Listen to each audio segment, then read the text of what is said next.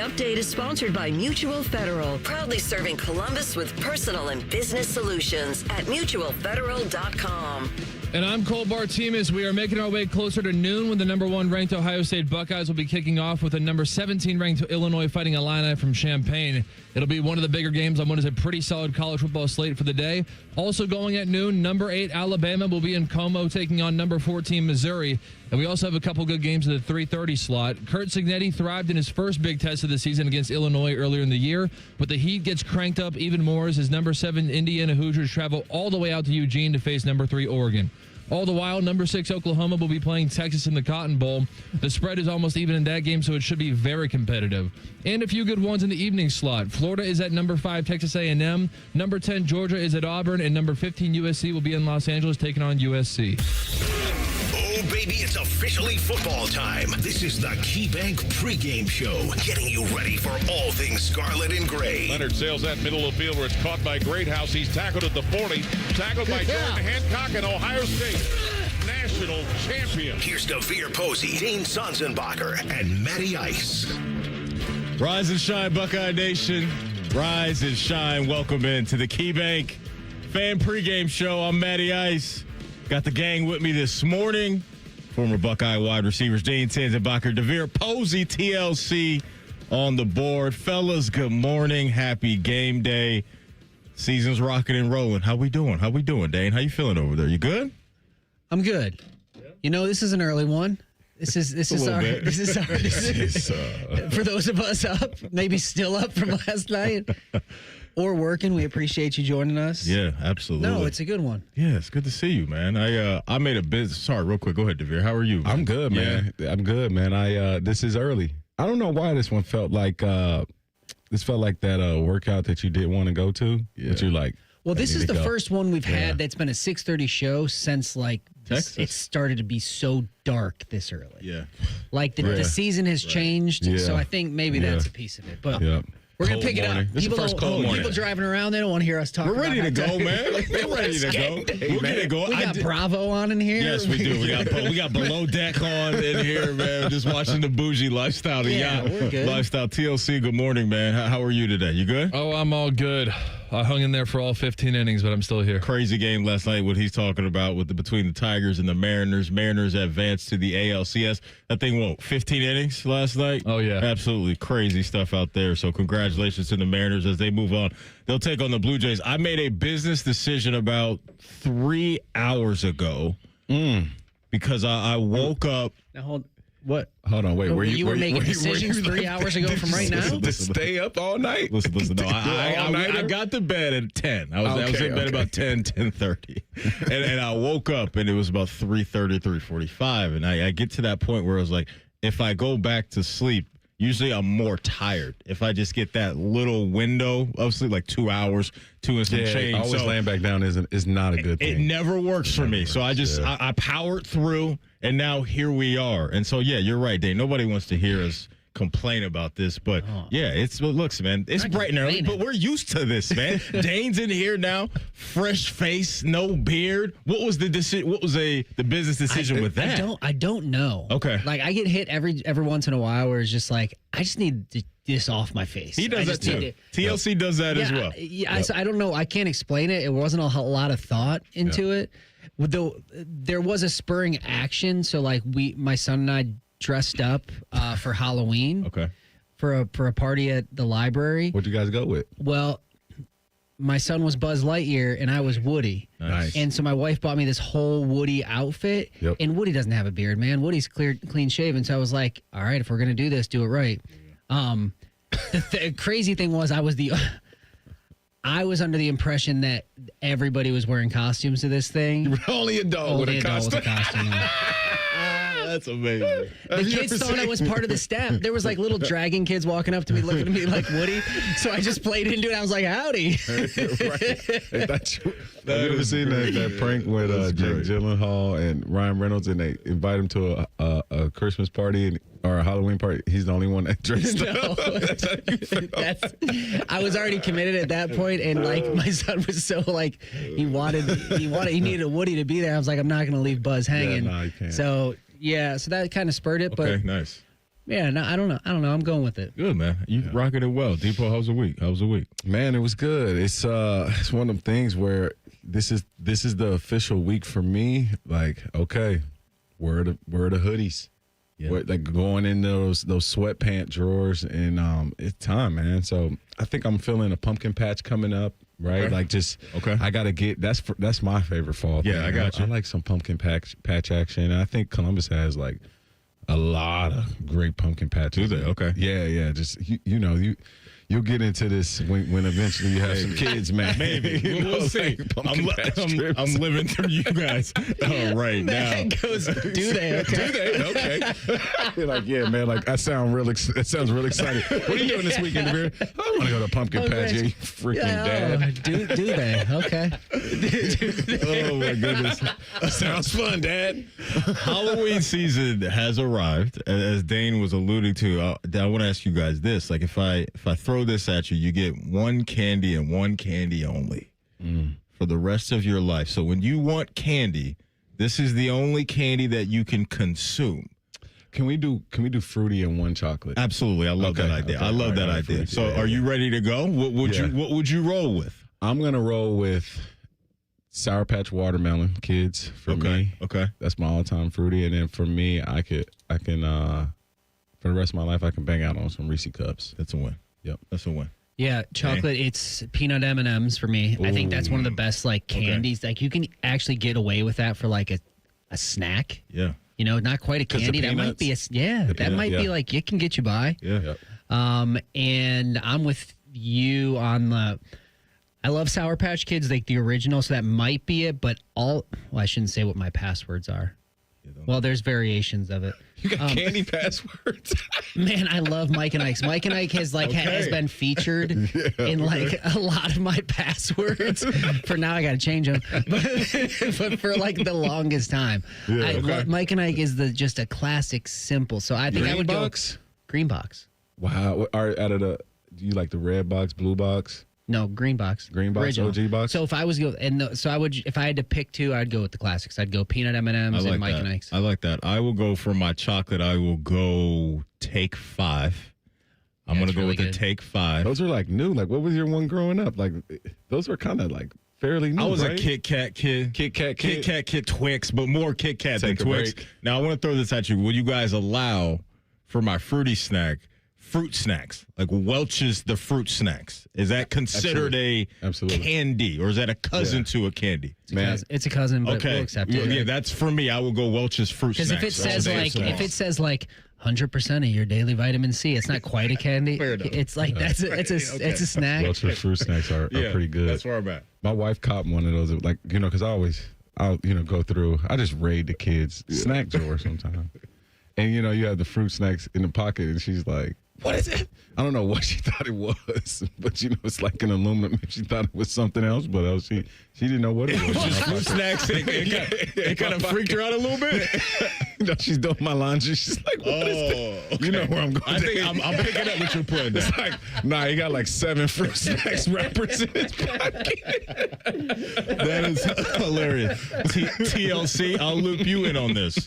One fruit snack, one chocolate snack, one fruit candy, one chocolate candy the rest of your life. What are you rocking with? Well, the candy bar answer was going to be a payday, but that's technically not chocolate. Okay. Paydays are pretty solid. Sneaky. They're unique. It's caramel wrapped in peanuts. It's a lot of peanuts. Yeah.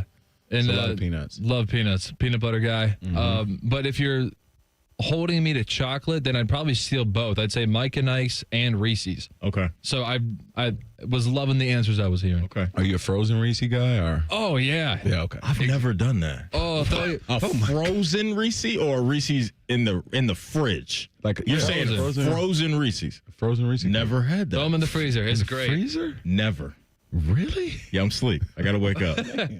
I gotta wake up to that. I gotta wake up to that. Yeah, I'm all in on this time of year because of that. I cannot do anything scary. Scary movies are just like, I just can't do it. Like, it's just trailers. I see them on TV. I'm changing the channel. Like, Dane's looking at me like you're soft. I'm not. I was just looking at you like, I love that about you. That's just a really fun trait for you, Matt. For whatever reason, I get too scared. I do, man. I'm being honest. Like, Yeah, I like it was that. the sixth sense, Dane. insane. That's what did it for me. When I was a kid, when I watched that movie. That movie wasn't even scary. I know. It was scary, For man. me, it was not. though. That was like Blair Witch Project was more scary than that. But I just think at the time, like at that age, I can't remember how old I was. I had to be, I don't know, 10, 11. I can't remember exactly. But that movie stuck with me. And ever since then, I just can't do anything in that realm of movies. I hate this time of year because there are trailers everywhere. And obviously on TV, there's scary movies everywhere. And it gives me nightmares if I watch anything scary before I go to bed. Every time.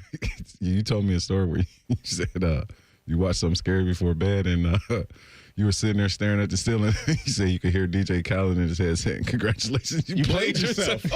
Like, you don't like scary movies and you watched it anyway, and now here you are in the middle of the night not being able to sleep. Yeah, that's just absolutely craziness. We got a lot to get into with you guys today. Ohio State getting ready for another conference game on the road. They took care of Illinois last time, Washington, last time they had to do that. Now they got to go up to Champaign and take on Brett Bielema and his crew. This is a game that was talked about a lot all offseason just because of what Illinois was supposed to be. We'll get to that game here in a little bit. But coming up next, we will go back to last week and lock in on that game against the Golden Gophers and what we learned about Ohio State after their 5th game. This is the KeyBank Fan Pregame Show right here on The Fan.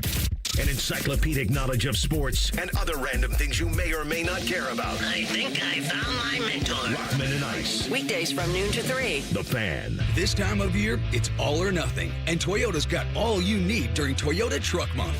Now through November 3rd, get 1.75 APR financing or $3,000 customer cash on a powerful new 25 Tundra. Excludes TRD Pro. Or lease a 25 Tundra SR Crew Max for $409 a month for 36 months with $39.99 due at signing. With approved credit through TFS, tax title and license extra. Call 1-888-36-TOYOTA for details or go to toyota.com.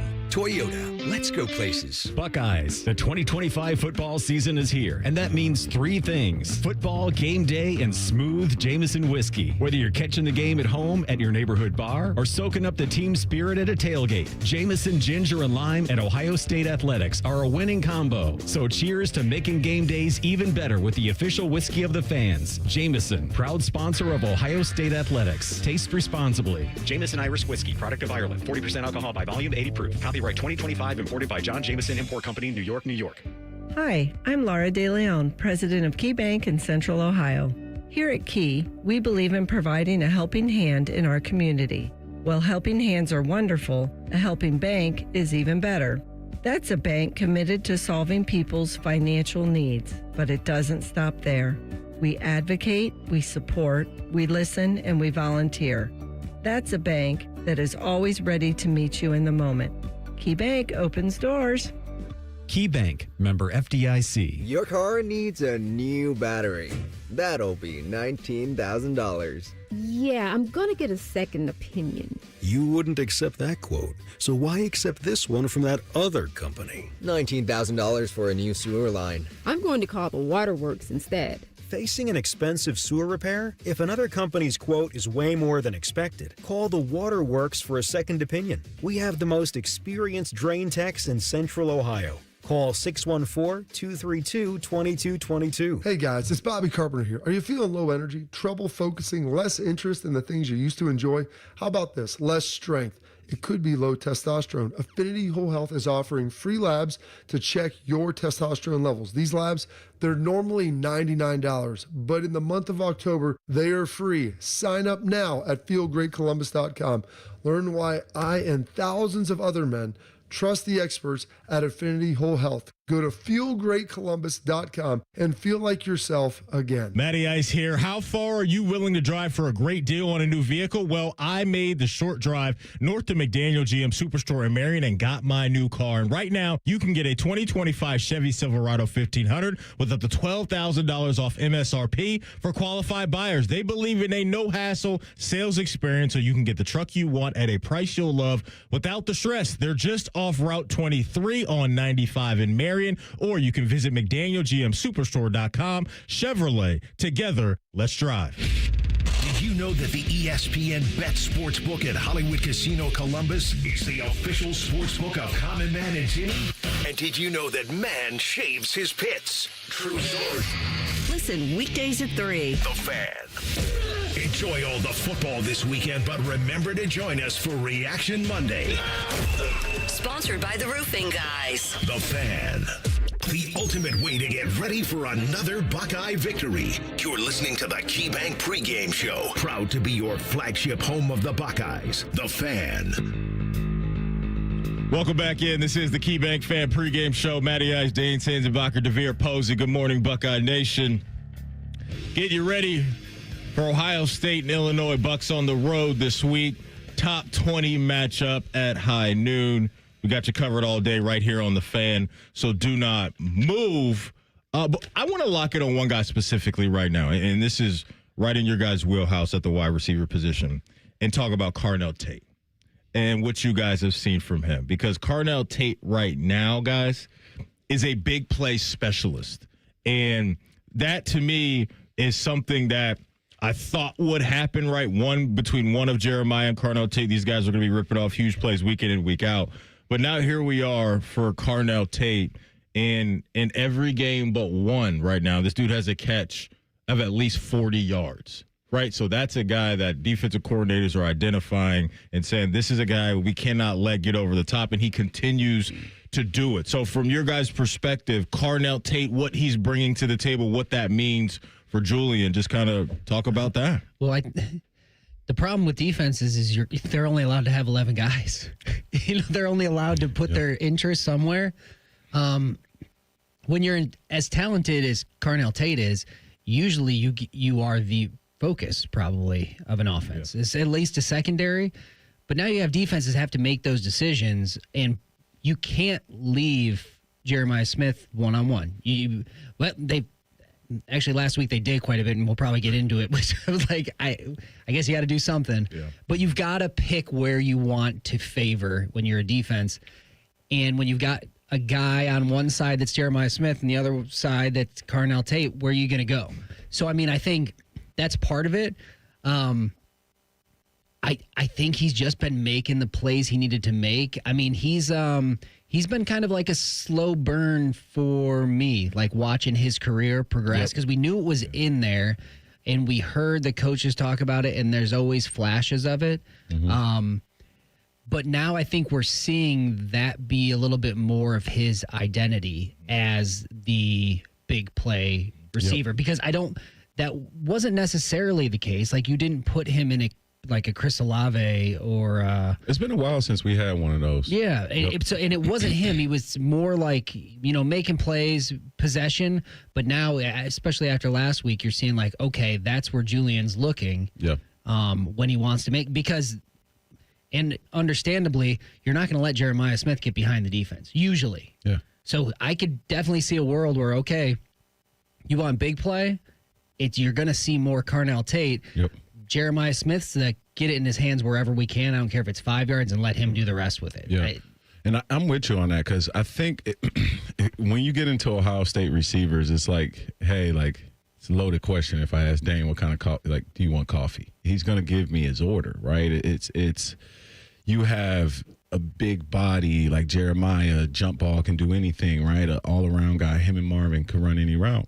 But I wouldn't say necessarily that they were like the Chris Olave's, Terry McLaurin's of the world, right? Yeah. Then you have like a Garrett Wilson type who can super athletic and can run every route, and they'll probably be your one-on-one guys, but they're ex-receivers, but they're not 6'4", or 6'3". They're not like, Garrett Wilson and Marvin Harrison and Jeremiah, they're all ex-receivers, but they're different sizes.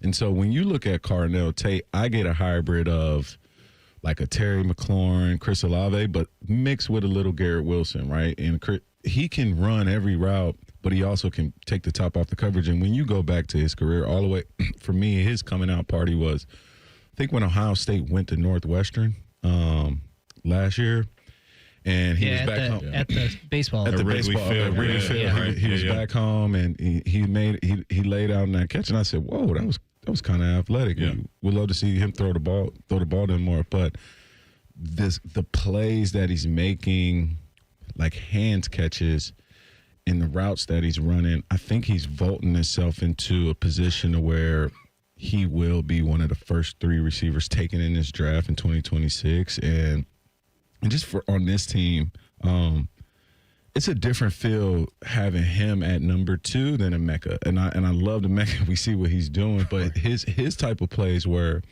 catch it on the ground. And I saw a thing with Emeka. He was breaking down, what each receiver had that he played with. And he thought that he was probably the best receiver with yards after catch out of like him, Chris Olave, and Garrett Wilson. And I was like, man, I don't think I can argue with that, because that's something that he did well. Like, he would catch the ball with his hands and his feet on the ground and be able to go somewhere with it. Yeah. And it's a rare trait that catch with hands, with feet on the ground, to be able to do something.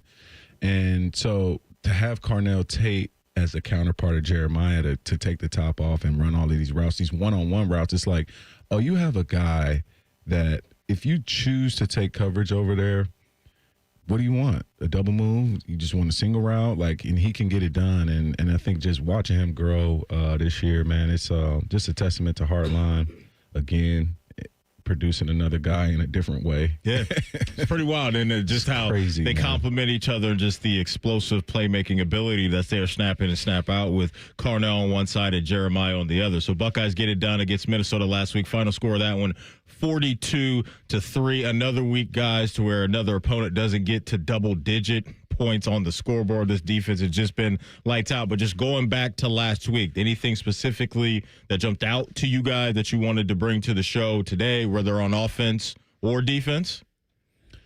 Oh, you're saying in general?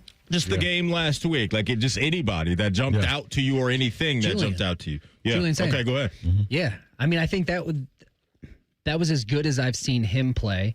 It was as comfortable as I've seen him play. When he's throwing the ball, I mean, I feel like we're getting shades of, what you heard 2 years ago or last year during like spring ball, them talk about this kid, live arm. Yeah. So I thought it was, and maybe it was a little bit of like being able to, what's always like a comfortable place is playing a night game that is not, that you are the clear favorite of. Like, when you play, like, we played Marshall at night. Yeah. Or you play, like, not saying Minnesota's at that level, but there's something about that environment. We played Minnesota at night, up there. Yeah. But we knew we were going to win. That's what I'm saying. Like, you're Ohio State should win this game, but you also get the added perk of, like, this feels important because it's night. And for whatever reason, I don't know if it's psychologically, but, like, that feels like it has a little something to it. Like, you feel like you're back to high under school. The lights, your Friday night football night. And that's what it felt like watching Julian Sand. And I was really impressed. I think he's now taking a step towards like, he can be a guy here. Because he's looked comfortable, was making the right decisions, is going off play action and turning around and no hesitation knows where he's just going. letting it go. Like the first quarter play wasn't the touchdown, but the deep ball to Tate. And it was just the prettiest thing you've seen. It was soft. It was right. So it's like I hadn't seen that as much. And then and there was that along with the next touchdown, I think in the second quarter when he needed to zip it. So I'm liking more and more what I see from him, and I think this game particularly was the biggest step I've seen out of Julian. I'm going to go on the other side of the ball. And I agree with you on Julian. Just on that note, I went to the game. I was in the second row for the long touchdown towards the close in. Yeah. It came out like a jugs machine. It was so early. He was he was throwing it to a spot. But it was such a beautiful ball. He's right. I love watching that. But on the defensive side of the ball, just being at the game, I'm like, all right, I'm watching pre-snap communication, all of this. So Minnesota decided to come out and throw the ball, and they kind of pushed the ball down the field first drive. I mean, they were in the red zone pretty quickly. And so you're like, all right, why is this the best red zone defense? I'm in the closed in, so I'm like getting to really see it up close. They go to a man. They're in man. Jermaine Matthews is on the right side, and I can look, and I see Sonny be pre-snap, look at Jermaine and say, tuck your shirt in. You want to know why that matters? We've already got past all the checks. We've already got everything in. I can tell you to tuck your shirt in. Communication level is that high. That actually happened? That actually happened. And so I'm looking at this stuff, and they're passing man, right? So Jermaine's already on the left. He's trailing a guy to the right. I'm sorry, to their right, to his right. Obviously, offense is left. He doesn't go all the way over on the man, and so he eventually, the dude runs it out and up, but Jermaine Matthews is able to get over there and still, like, kind of break the ball up. I said, this defense is so good. They messed up in man and still were able to communicate and still get a PBU. Like, bro, it's crazy. I mean, they're just communicating and operating at a very, very high level. And I attribute all of that to Sonny Styles, Caleb Downs, and Arvell Reese, the concepts in the center of the defense that these guys are doing and the way they're able to pass stuff. You see why teams are only averaging 5.5, man. It's pretty impressive. To your point, I saw Jordan Reed, who covers the NFL draft and college football for ESPN. He's been tweeting out videos of exactly what you're talking about, and just week by week, game by game, just highlights of what you just described, is how this defense is getting different looks and different things post-snap, and they are just where they're supposed to be time and time again. So it's credit to those guys that you mentioned. I think it's credit to Matt Patricia, too, for implementing this defense the way that he has, and these guys have really grabbed a hold of it. It's just been great to see week in and week out how dominant they have been. Top of the hour, you will hear from Coach Day in our What They're Saying segment. How is he feeling about Brian Hartline so far as he's been calling the plays? You will hear that next. This is the KeyBank Fan Pregame Show right here on The Fan.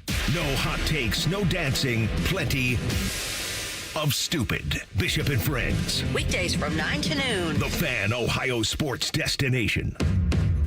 For 48 straight years, Ford F-Series have been the best-selling trucks in America. We got here by engineering breakthrough technology, redefining built Ford tough, and never settling for second best. But what's really made Ford F-Series the #1 selling trucks in America is you. Ford F-Series, built Ford tough.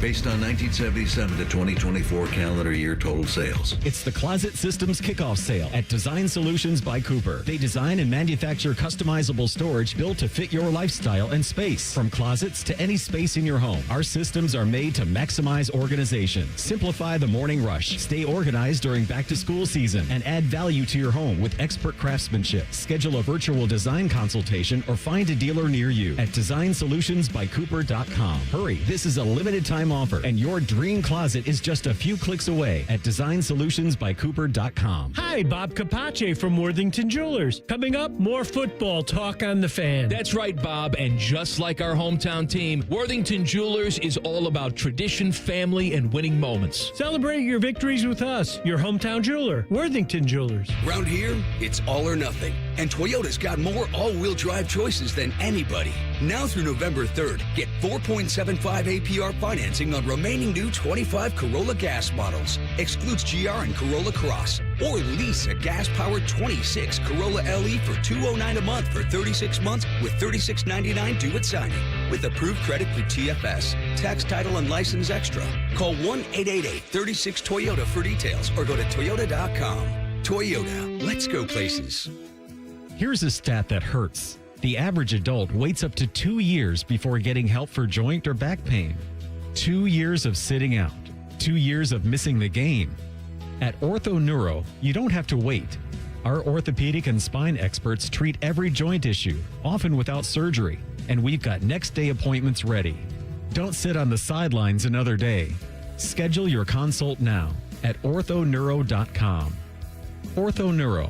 For every motion in life. With autumn's arrival, ISA certified arborists recommend that fallen leaves be left alone or mulched to improve plant health. When leaves decay, they transform into organic matter absorbed by the soil to become moisture to trees through their roots, which helps trees weather drought conditions. Leaves are also a natural habitat for butterflies, chipmunks, earthworms, and others, which increases the population of beneficial insects for the next growing season. To learn more about the benefits of autumn leaves, contact an ISA certified arborist near you by going to trees4ohio.org. That's trees4ohio.org. We're back to football talk, but before we kick off, a quick thanks to Bob and the team at Worthington Jewelers. Thanks, Common Man. Whether it's game day or every day, we're here to help you celebrate life's biggest moments. Worthington Jewelers, your hometown jeweler. What he said. Broadcasting from the Lindsay Honda Studios. Honda makes the cars. Lindsay makes the difference. Visit lindsayhonda.com. WBNS-FM, HD1 Columbus. The Fan. This is The Fan's Game Day Scoreboard. This game day update is sponsored by Mutual Federal, proudly serving Columbus with personal and business solutions at mutualfederal.com. And I'm Cole Bartimas. We are making our way closer to noon when the number 1 ranked Ohio State Buckeyes will be kicking off with a number 17 ranked Illinois fighting Illini from Champaign. It'll be one of the bigger games on what is a pretty solid college football slate for the day. Also going at noon, number 8 Alabama will be in Como taking on number 14 Missouri. And we also have a couple good games in the 3:30 slot. Kurt Cignetti thrived in his first big test of the season against Illinois earlier in the year, but the heat gets cranked up even more as his number 7 Indiana Hoosiers travel all the way out to Eugene to face number 3 Oregon. All the while, number 6 Oklahoma will be playing Texas in the Cotton Bowl. The spread is almost even in that game, so it should be very competitive. And a few good ones in the evening slot. Florida is at number 5 Texas A&M. Number 10 Georgia is at Auburn, and number 15 USC will be in Los Angeles taking on USC. You're listening to the KeyBank Pregame Show. The only way to get ready for a Buckeye game. Your home for Ohio State athletics. The Fan. It's time to find out what they're saying. All right, welcome back in. This is the KeyBank Fan Pregame Show. Good morning, Buckeye Nation. DeVere Posey, Dane Sanzenbacher. I'm Matty Ice, getting you ready for Ohio State. In Illinois, let's hear from Ryan Day. Got Brian Hartline taking over as the OC this year. How's he been doing, Coach? How's he been doing as a play caller? Here's what he had to say. I think, he has been really efficient. He's prepared for the games. He's got a good group around him. I think he understands that. And that's, we talk a lot about being, of course, not just calling the plays. It's all the organization leading up to that, which he's learning every day. But he's got a great group of guys around him. He understands that part of it. And he knows at the end of the day it's about players, not plays, and all those things. But when you're doing everything for the first time, there's learning opportunities, which I give Brian a lot of credit for. Like, he's not somebody that gets defensive or he wants to learn. He has that growth mindset, which is somewhat what we're talking about with quarterbacks. And I think that's why he's done so well just in life and in this game, is because he doesn't have a big ego when it comes to making a mistake. Once he makes a mistake, he's going to learn from it and grow from it. And so that's how you quickly get better at what you're doing. So still a long season to go, a lot of lessons to be learned, but I think for a first-time coordinator, he's off to a great start. Let me ask you guys this. Going from Chip Kelly last year as the OC to Brian Hartline as the OC this year, has there been anything noticeable to your eyes as far as a change in the offense from Kelly to Hartline? Anything jumped out to you guys that's different this year? It feels a little more traditional this year to me. Yeah. Which you would understand. I mean, I think Chip Kelly's MO was so many looks, so many different variations of things, and it worked, but kind of creating that space by scheme and design. There's a little bit of it, but this does feel this year a little bit more I don't want to say dialed in, but traditional. This is a little bit more of a... Does it feel sweater vesty? Not quite. Not quite. No, not quite. I'm not going to go there because I think Hartline, where he came from he's also grown up as a coach in a very non-sweater vesty environment. Exactly. So, he has got both of those things. He came up and he and has some pro mix in there, too. He played college in a we have 2 wide receivers. We're going to run the ball first down, second down. That's probably unfair, but I know Coach Tress isn't listening, so I say what I want. He's up. Good morning, Tress. Coach, you did a great job, man. Oh, man. But that was the makeup of really college football at the time. You kind of knew what the formula was. The game changed, since he's been coaching, it's been in a much different environment where you have to be creative. You have 5 skilled ball carriers on the field at any one time, getting the ball to those guys in space. So, I watch it now. To me, it looks more comfortable to my eyes. I can understand it a little bit more. Yep. You know what I mean? It's this is, I get this, simple and effective. But no, I think he's done a good job. And I think this is I'm sure on some level it's always coordinating. I'm not saying play calling by committee, but nothing happens in a vacuum in there. Like everybody that's a part of the offense, they're having these meetings, they're on the same page. He's been in those meetings. Right. So it's like he is a first-time, quote-unquote, coordinator. But he's been around and part of these conversations, part of this game planning. So I can't say I'm surprised that he's kind of taken to it and it's looked like this early. Absolutely. And this is second time being OC, correct? Yes. So like the comments about Day saying he's able to learn, and I'll be honest, just not even from Chip to this year, from when Beehart had it to now. And I think he had CJ Stroud at that time. And so for him having a live arm and being able to show concepts, I think he's been taking a layered approach. And the thing I love is that I was kind of getting upset last week when everybody was like, let's see the deep balls. Let's we want to throw out. Let's have a big win. And it's like, well, guys, like maybe the offensive coordinator is like, we're winning these type of games defensively. Why put all of these looks out there offensively? And to me, from a scouting perspective of being a new OC, in quotation marks, as far as what plays are we going to call, what formations, like what is your, there's pre-snap motion and things like that, and the flow of the game and the spots on the field that you're trying to hit. And you can kind of defense can recognize trends, or when you're at this, down and distance or this side of the field, what side the quarterback likes to throw it to. And I think it's been pretty balanced in terms of pregame scouting. It's hard to scout for Ohio State's offense because you really don't know what we are right now. But we have great receivers. We have good backs. We have a great offensive line, and our quarterback is growing each week. And so the things and the concepts that he's putting on these guys, like Dane is saying, it's new, it's fresh. Mm-hmm. Like it's something. These are fresh concepts. These are fresh looks, and with Julian, it looks so good. Nothing looks choppy, right? Like no pre-snap stuff is choppy, no post-snap stuff is choppy. I mean, I'll be honest with you. I think we have to check our penalties, but I think they're operating, operationally, pre-snap, post-snap, pretty good with no penalties. Yeah. And so he's running a productive offense. It might not be too high scoring, but they score and they're effective. Penalties are down. And these guys really don't get behind the sticks. So I think this offense just looks like... It's a good point. I think another way to say non-choppy is like the rhythm. They are in rhythm all year.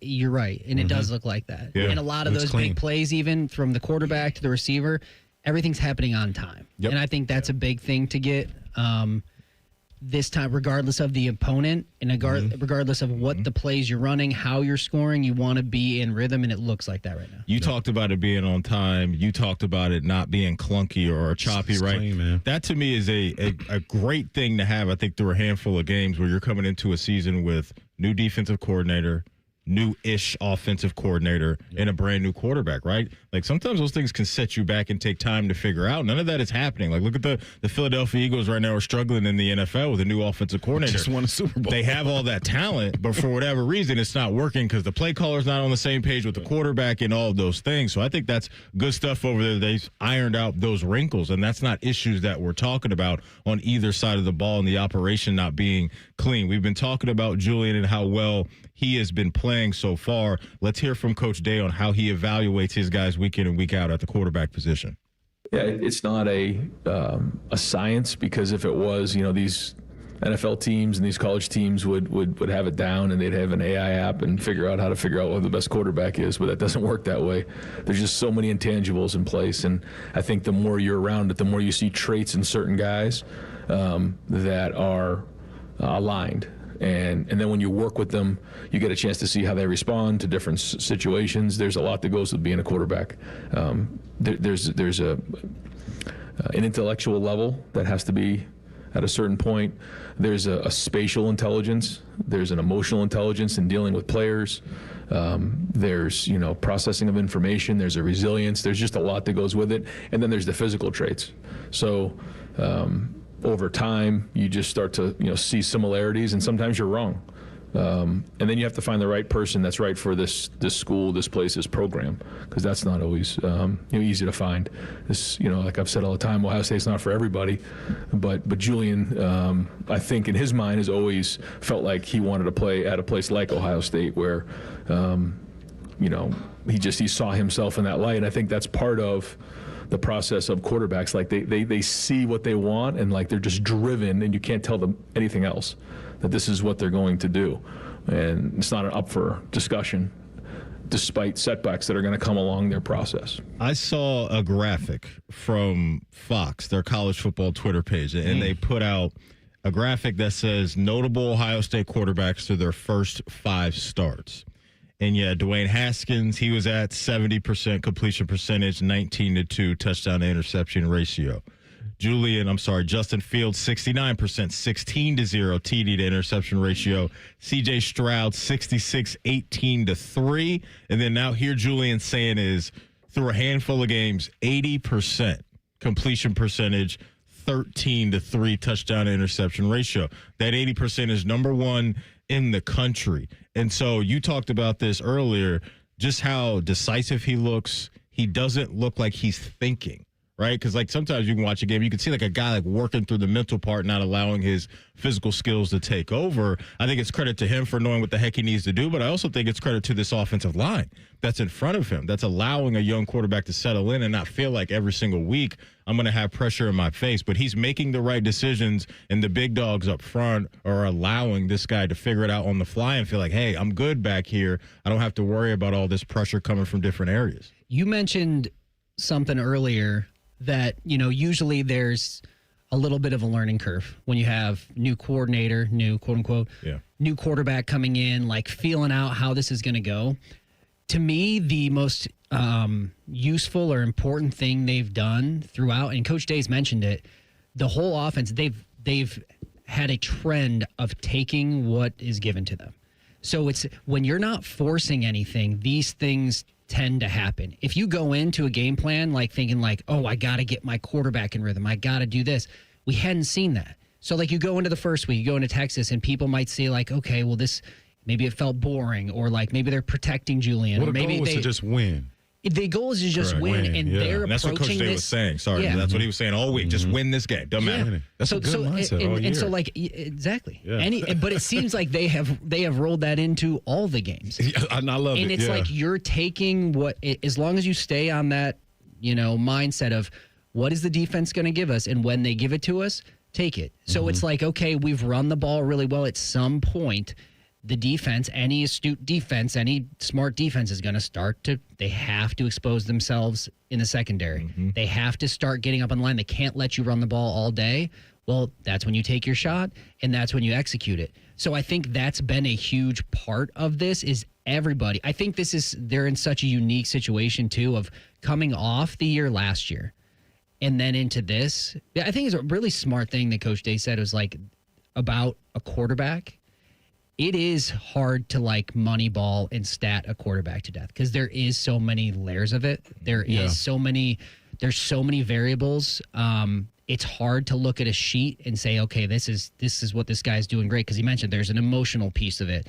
There's like a leadership piece of it. Preparation piece, it's just I think that's why we're obsessed with quarterbacks, man, because it's different, and you can't pin it down to like, oh, this guy throws a 104-mile fastball when nobody can hit it. That's just what it is. Nope. There's a lot of layers to it. So, I mean, I think that makes him good. Yeah. Yep. So I think that's been there's a piece of it that he's fitting into that puzzle, but I think also as a whole, as the offense, they've done a really good job of taking what is available. Yeah, no doubt about it. Got to take a break. When we come back, it's one tough animal time. Who's been balling out around the world of college football and sports? We will tell you next. This is the KeyBank Fan Pregame Show right here on The Fan. We're your radio home for the Buckeyes, Browns, and all the NFL games you can handle. We may have a bit of a football problem. Oh, yeah. The Fan, Ohio sports destination. Matty Ice here for McDaniel GM Superstore in Marion. I recently brought a brand new Chevy Trax from McDaniel GM Superstore. It was by far, guys, the best car purchase I have ever made. And right now, you can get a 2025 Trax at McDaniel GM Superstore for as low as $315 a month with zero due at signing for qualified buyers. They're going to treat you like family just like they did me. There's just a short drive north off Route 23 in Marion, or you can visit McDanielGMSuperstore.com. Chevrolet, together, let's drive. What's better than cheering the Buckeyes on to victory? Wearing our exclusive collection of OSU jewelry as you watch. Hi, this is Alex Johnson from the Diamond Cellar. We're an officially licensed jeweler of The Ohio State University, and we've created beautiful Buckeye jewelry that will last a lifetime. From Blanco earrings to Diamond Script Ohio necklaces, we've got luxury Buckeye gifts starting at $99. No matter where you're watching, show your Buckeye love at the Diamond Cellar, proud sponsor of Ohio State Athletics. With rates lower than the national average, plus special rates on balance transfers, a BMI Federal Credit Union Visa Platinum or Visa with Rewards credit card would be the perfect card for your wallet. Visit bmifcu.org/visa for more details and to apply today. Bobcat Enterprises says thank you for your support as they celebrate 50 years of serving the construction industry. Established in 1975 in Cincinnati, Bobcat Enterprises has expanded to 9 stores to meet you where you are in Ohio, Kentucky, and Indiana. Find equipment for any construction project, including compact track loaders and excavators. Plus, Bobcat Enterprises rents compact equipment and attachments. Find current specials and locations at bobcatent.com or follow Bobcat Enterprises Inc. on Facebook. Bobcat Enterprises, 50 years working for you. Common Man here for Universal Windows Direct. If your home's already feeling drafty or your energy bills are creeping up, now is it time to do something about it before the cold really sets in. And Universal Windows Direct is making it easier than ever with an October deal that's packed with value. Right now, buy 2 windows, get 2 free with no limit. Plus, enjoy 0% interest for 3 full years. And to top it off, get an extra $500 off your entire home improvement project when you schedule this month. Call 614-502-5220, universalwindowsdirect.com. Drive your dream car home today, no matter your credit history. Hey, it's Phil here at Capital Ford of Columbus and Whitehall. We proudly accept all credit types, good, bad, or none. Get pre-approved in minutes and hit the road with confidence. Get your new ride today. Call 614-861-7150 or shop our huge selection online at capitalfordofcolumbus.com. Your perfect ride is credit ready and waiting at Capital Ford of Columbus. With rates lower than the national average, plus special rates on balance transfers, a BMI Federal Credit Union Visa Platinum or Visa with Rewards credit card would be the perfect card for your wallet. Visit bmifcu.org/visa for more details and to apply today. In the old days when people lived to be 40, you only had one option for listening to your favorite show. But now, ooh, baby, radio, podcast, the Fan app, and YouTube, ooh, just to name a few, live or on demand. You have no excuses. The Fan. Fan weather. From the Logan AC and Heat Services Weather Center. Get ready for a beautiful weekend as we see plenty of sunshine here across the area. High temperatures in the low 70s here this afternoon with just a few scattered clouds today. We'll see winds out of the northwest at 5 to 10 miles per hour. And then for tonight, mostly clear and cooling down to the mid-40s. For tomorrow and your Sunday, we're tracking more sunshine and a few scattered clouds and highs around 72 degrees. And we'll see the sunshine continue here for Monday and Tuesday with highs in the mid-70s. With your 10 weather impact forecast, I'm meteorologist Aaron White here on 97.1 The Fan. The Big Nine was a sad, incomplete place. Enter Ohio State. The rest is history. The Buckeye Show. Weeknights at 6. The Fan.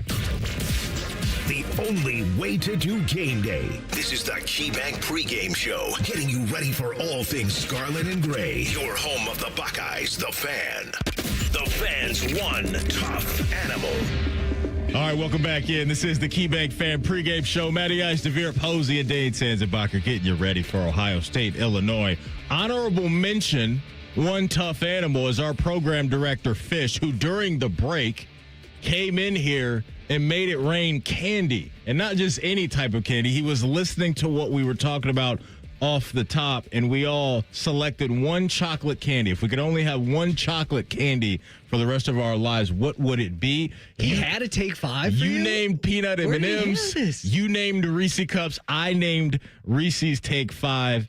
And look at this. He delivered all 3. So one tough animal is our guy, our program director. Fish coming through in the clutch. Yes, Bright, sir. in early. I will lead one tough animal off this week. We talked about it last week when we got to our East to West segment, and I said, I don't think UCLA is going to pull off the upset, but I could see Penn State being a little sleepy in this one, right? You host Oregon, you lose in double overtime. Did you not like? I didn't go all the way. Oh, I was gonna say when it was happening, I was thinking back to what you said. I was like, did he? You didn't quite go all the way. I didn't have the you-know-what to go all the way. But I was kind of like, I wouldn't be surprised early if they're a little sluggish in this thing. Mm-hmm. They were sluggish throughout the whole thing. And a reason why they came back with a big-time L is because of Nico Iamaleava and everything that he put together, man. This dude's stat line was crazy. Through the air, 17 of 24, $166 and 2 touchdowns on the ground.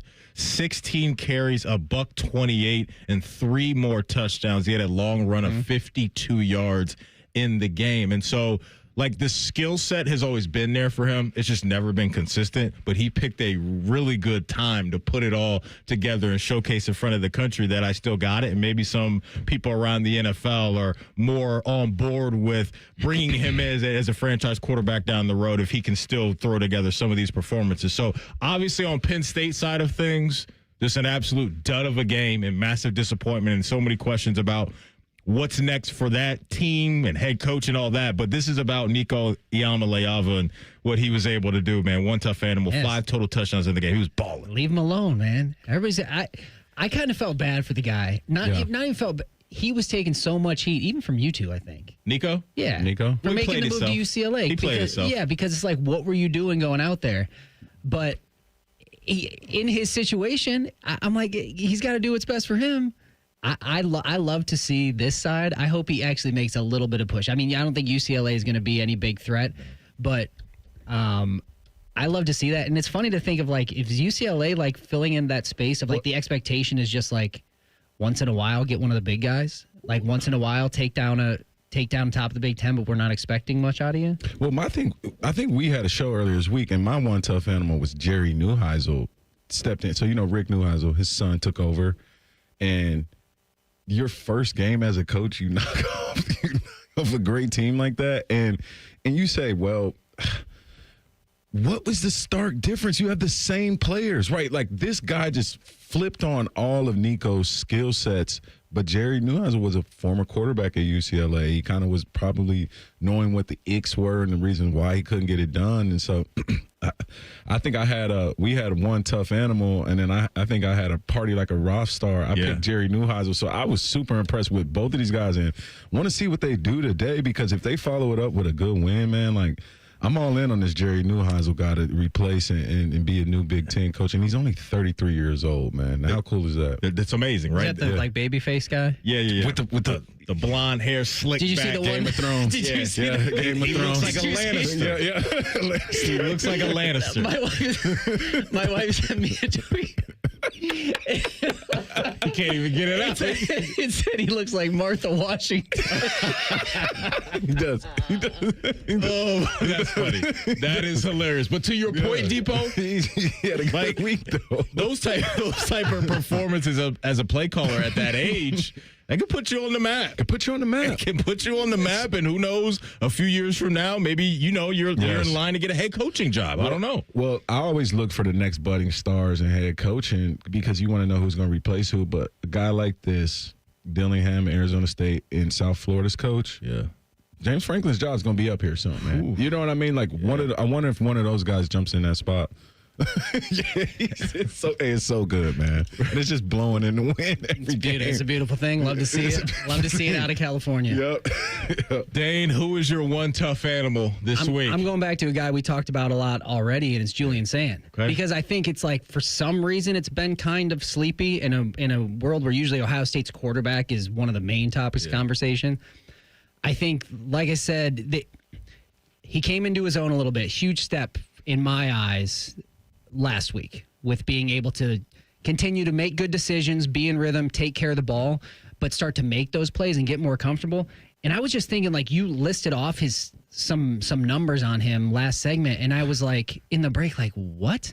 Like, did you 101 out of 125, like 24 incompletions out of insane. That is insane. Insane. That is really, really good. Yeah. So I mean, to be able to keep this going through, it'll become important here as they have some bigger matchups coming up. Yeah. But I mean, I would be silly to search the countrywide for my tough animal when I think the guy put on a show last week. He did. Man, and nobody said it yet, but he will be in New York. There's no way that he won't be in New York. At this pace, he probably will be. The whole Jeremiah, Julian, Heisman split, taking votes away from each other is going to be interesting. Effect, yeah. That'll be interesting to me, but I mean, you go out and do what he's been doing again today against a top 20 team, and you still have Penn State on deck, and obviously the Michigan game, like some of those showcase games left.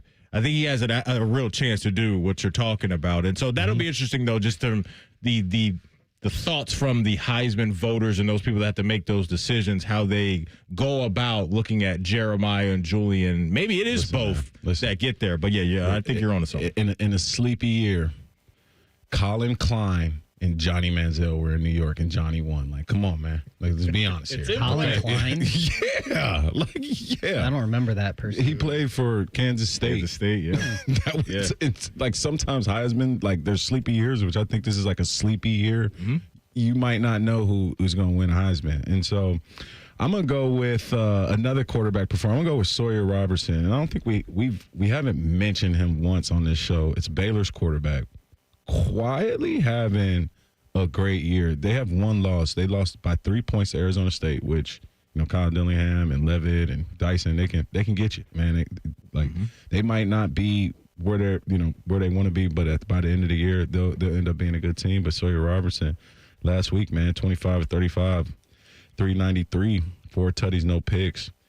I mean, this guy is putting on the type of year where I don't know if he'll be in New York, but if the draft were in New York, he's going to be there for the first or second round in 2026. He will be a name that will shoot up, stature size, and he's having a season to back it up. And to be honest, I don't know if you know this or even anybody ever realized this, but Baylor, and I want to hear what TLC has says, Baylor is the Oregon of the South in terms of jerseys. Right, in terms of field swag. So I love seeing what jerseys and combos Baylor. You like Baylor? Have. Okay. We should make a segment. We should do like a DeVere's I should game day swag segment. DeVere's drip segment or something like that. No, I am being serious. Okay, I mean, I'm with it. That's like one of your favorite parts of the game, and we don't let you cook on jerseys. like what wristbands people are wearing enough. Well, no, you should let me pick the best jerseys for the weekend. Yeah, we should. You should. Real quick before I am big on when I watch a game, and look, it's not the end of the road. I will never turn a game off, but I'm big on jersey complimenting each other, like the teams. Like I like that when you want to watch Minnesota throwback. Yes, like you want to watch like Minnesota versus Iowa State. No, ew, like right? I don't want to see that. Like I don't. I do not want to see that. TLC, what do you think of Baylor's get up? Like Depot they got a lot of combinations. Another school that came to mind, Oklahoma State, has a million combinations. They got like 17 different helmets. Another one. Texas Tech just unveiled like 4 new logos, and by the way, they're all worse. Yeah. But I almost wonder what they're going to be like because they got a lot of funding coming their way now, so they're in the mix. But they go heavy black too. Like they have a. Yep. It's not even just about like the breadth. Like you can have a million that still look bad, but there's some schools that just are lucky to have the color combinations they have. I agree. Yep, like North Baylor. Carolina. North Carolina. Oh, they can do it. Yeah, they don't have to do a lot of combos. Yeah, no. That's it. Really good. Yeah, it's really good stuff. You mentioned Julian saying today in this game, we're talking about quarterbacks and Luke Altmaier and Julian saying where the ball does not touch the ground hardly at all. I mean, between the two of them, they have 3 interceptions on the year. Luke Altmaier's 12 touchdowns to 0 interceptions. Julian's 13 to 3. So 2 really efficient quarterbacks going at it today up there in Champaign, and it's going to be must-see TV. And this is the game I know Illinois has been waiting on, right? They dropped the one at Indiana. They needed to have that. as Dane's Hoosiers took care. They dropped. Is that what you want to say? What's the verb for that? I don't know. I'm going to have to look up more in the break here because I'm like 53 points. I don't just strip your ranking right now. It was tough. You don't get to have it if you lose by 53. It was a tough look, that is for sure. Next, we're going to talk to the man that sits on the Iron Throne. His name is Adam King. He will join us live from Illinois to give his thoughts on last week's game and what we should expect to see again today at high noon. This is the KeyBank Fan Pregame Show right here on The Fan. Whatever you're doing right now, just know that Bo Bishop is enjoying a sip of bourbon. Even if this promo is playing in the morning, no judgment. Sweet morning drinking. The Fan. Around here, it's all or nothing. And Toyota has more all-wheel drive choices than anyone else. Like the best-selling Toyota Camry. Now through November 3rd, get 4.75 APR financing on remaining new 25 Camrys. Or lease a new 26 Camry LE for $279 a month for 36 months with $36.99 due at signing. With approved credit through TFS. Tax, title, and license extra. Call 1-888-36-TOYOTA for details or go to toyota.com. Toyota, let's go places. Buckeyes, the 2025 football season is here, and that means three things: football, game day, and smooth Jameson whiskey. Whether you're catching the game at home, at your neighborhood bar, or soaking up the team spirit at a tailgate, Jameson Ginger and Lime and Ohio State Athletics are a winning combo. So cheers to making game days even better with the official whiskey of the fans. Jameson, proud sponsor of Ohio State Athletics. Taste responsibly. Jameson Irish Whiskey, product of Ireland. 40% alcohol by volume, 80 proof. Copyright 2025, imported by John Jameson Import Company, New York, New York. For 48 straight years, Ford F-Series have been the best-selling trucks in America. We got here by engineering breakthrough technology, redefining built Ford tough, and never settling for second best. But what's really made Ford F-Series the #1 selling trucks in America is you. Ford F-Series, built Ford tough.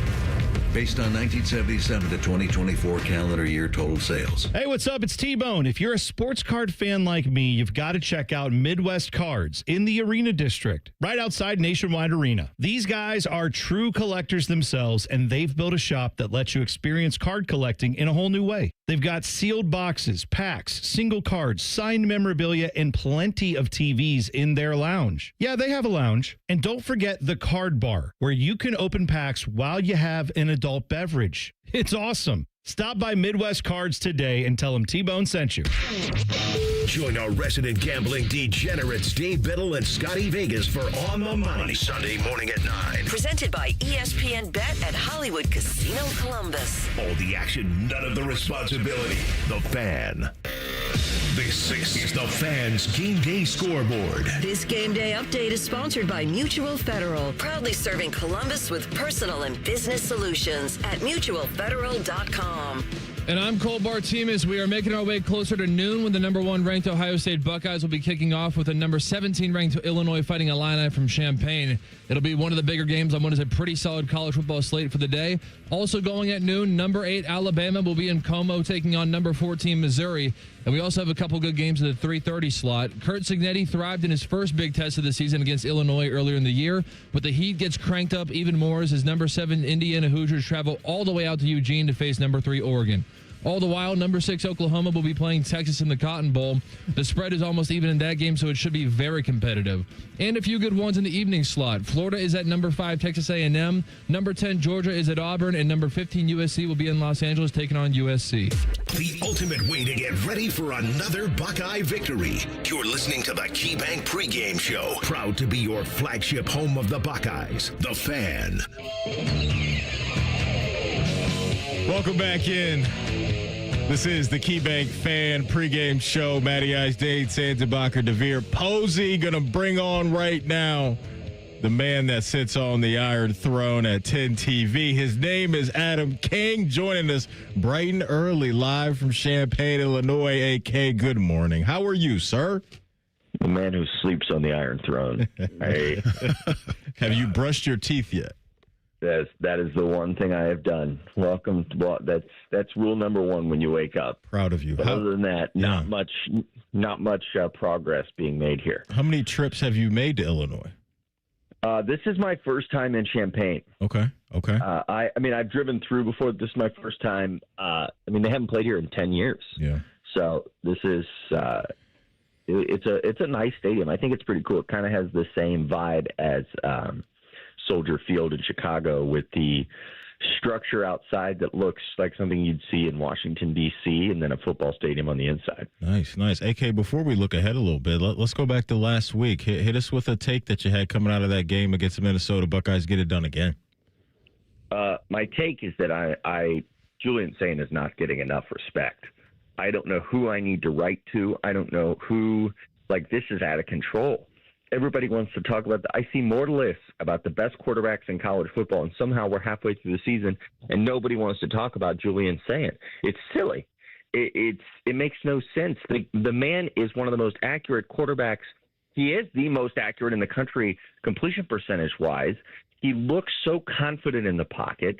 He's only played 5 games in college football, and yet nobody wants to talk about how impressive this start has been for him. Absolutely. And, Adam, the Johnny Manziel year we were just talking about, it was like a sleepy Heisman year in terms of momentum and media. And what kind of sticks out in these types of years are the numbers. You have to go just to the numbers. And I think Johnny Manziel's win over Alabama kind of sealed it for him. But he was up against Colin Klein.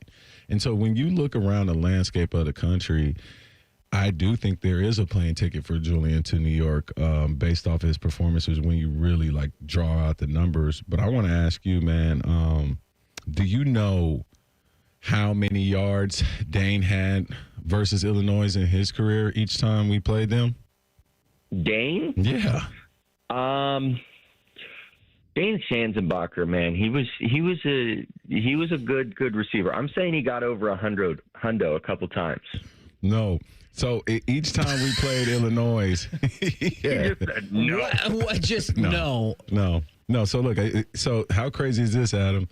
So he had he had 36 yards in 2009. Where were you doing in 2009? I was watching you guys play football. Nah, man. What grade were you in?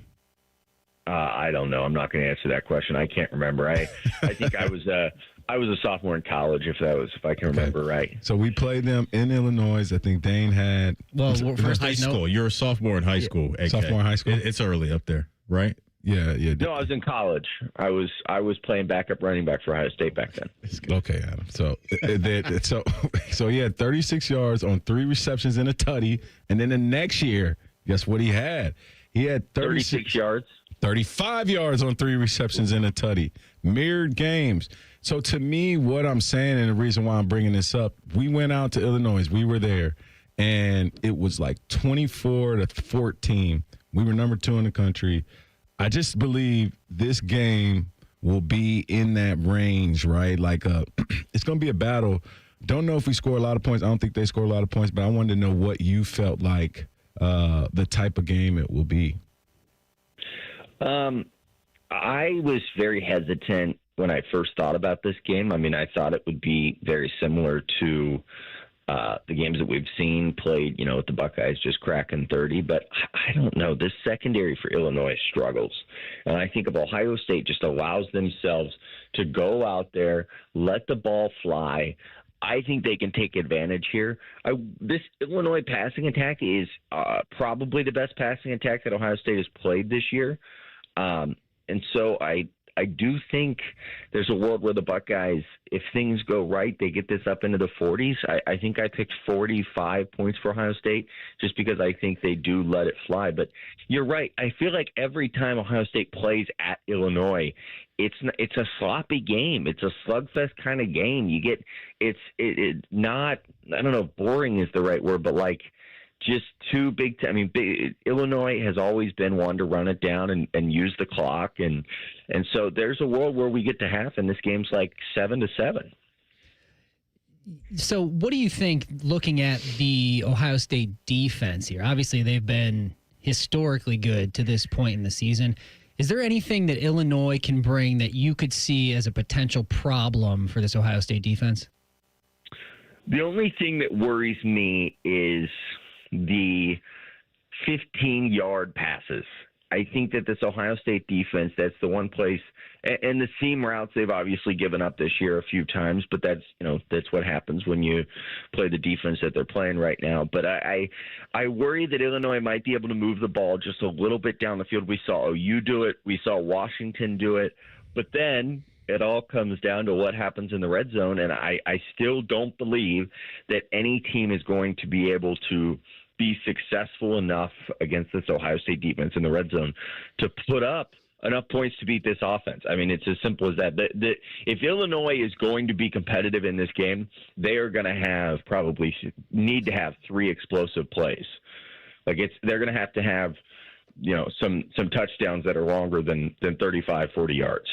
Adam King, the man that sits on the Iron Throne at 10 TV, joining us here on the KeyBank Fan Pregame Show. AK, I want to look ahead just a little bit and get your thoughts on Penn State now and just your feel and vibe on that game after watching Penn State lose to UCLA the week before, lose at home to Oregon. Like, obviously that was supposed to be one of the banger games of the season, and maybe it will be, but now looking down the road a little bit, what are your thoughts on Penn State and James Franklin and that crew at the moment? Well, I think if I was Penn State, I mean, they've got to come to Ohio State. I don't see them winning that game. I don't see Drew Aller against this Ohio State defense. I don't think it works. Then they've got to play Indiana. So there's a world where this Penn State team has 4 losses, and if that's the case, then James Franklin is done. And if James Franklin is done, I have a game for you to watch today, because I think that there's a world where the next Penn State head coach is coaching in that game. Watch the Alabama-Missouri game, because Eli Drinkowitz is everything that Penn State needs, energy-wise, momentum-wise, offensive-wise. And so I think that if I was Penn State, I would back the Brinks truck up and try to get him from Missouri. If things continue, when they go south, they go south. So if they keep going south, it's going to Virginia. Yep. And if you're Eli, AK, would you get a little petty and bring Bo Pribula with you back to Penn State? That's the thing. Hold on, that guy's name's Bo Pribula? Bo Pribula was the backup and Eli Drinkowitz are going to be there? We're screwed if that happens. There's a new dog in town if that combo is in Happy Valley. I don't want to go play there. Not against Coach Drinkowitz and Drinkowitz. Nope. Oh, my goodness. Their offensive coordinator's Andy Koltelnicki as well over there at Penn State. Hey, AK, before we let you go, my man, where can the folks catch you as far as keeping up with Buckeye coverage all day on your side of things? You know where they can't catch me is the Bob Evans that's across the street from the hotel. Turns out it's so early right now. Bob Evans doesn't open until 7 a.m. Who knew? I was getting ready to walk over and have a cup of coffee. It's not open. Well, the Bob Evans crowd breakfast starts at like 11. So that's crazy. You guys are doing this show too early if the Bob Evans isn't open yet. That's a good point. We've tried to mention that a few times, but they don't listen, Adam. Hey, you can catch me. Game Time with Ryan Day starts at 9 a.m. on 10 TV. Then we're going to have you covered all day throughout 10 TV with your coverage on social and everywhere. And then 7:30 we'll have a post game, and then wall-to-wall sports 11:30 with all your coverage from Illinois. Sounds good. AK, enjoy the game. Safe travels getting home, my man, and we'll talk to you next week. Appreciate you. All right, sounds good. Thanks, guys. There he goes, Adam King from 10 TV joining us here on The Fan. Coming up next, it's our Behind Enemy Lines segment. You will hear from Scott Ritchie. He will get you ready for Illinois and what they are bringing to the table next. This is the KeyBank Fan Pregame Show right here on The Fan. The 2 most mature people working at the radio station, and that's just because they wear pants. The pervert and the skivvies. Rothman and Ice. Weekdays at noon. The Fan. Hi, I'm Laura De Leon, president of KeyBank in Central Ohio. At Key, we're all about helping our neighbors. As your bank, we understand that we have both the ability and the responsibility to help our neighbors thrive.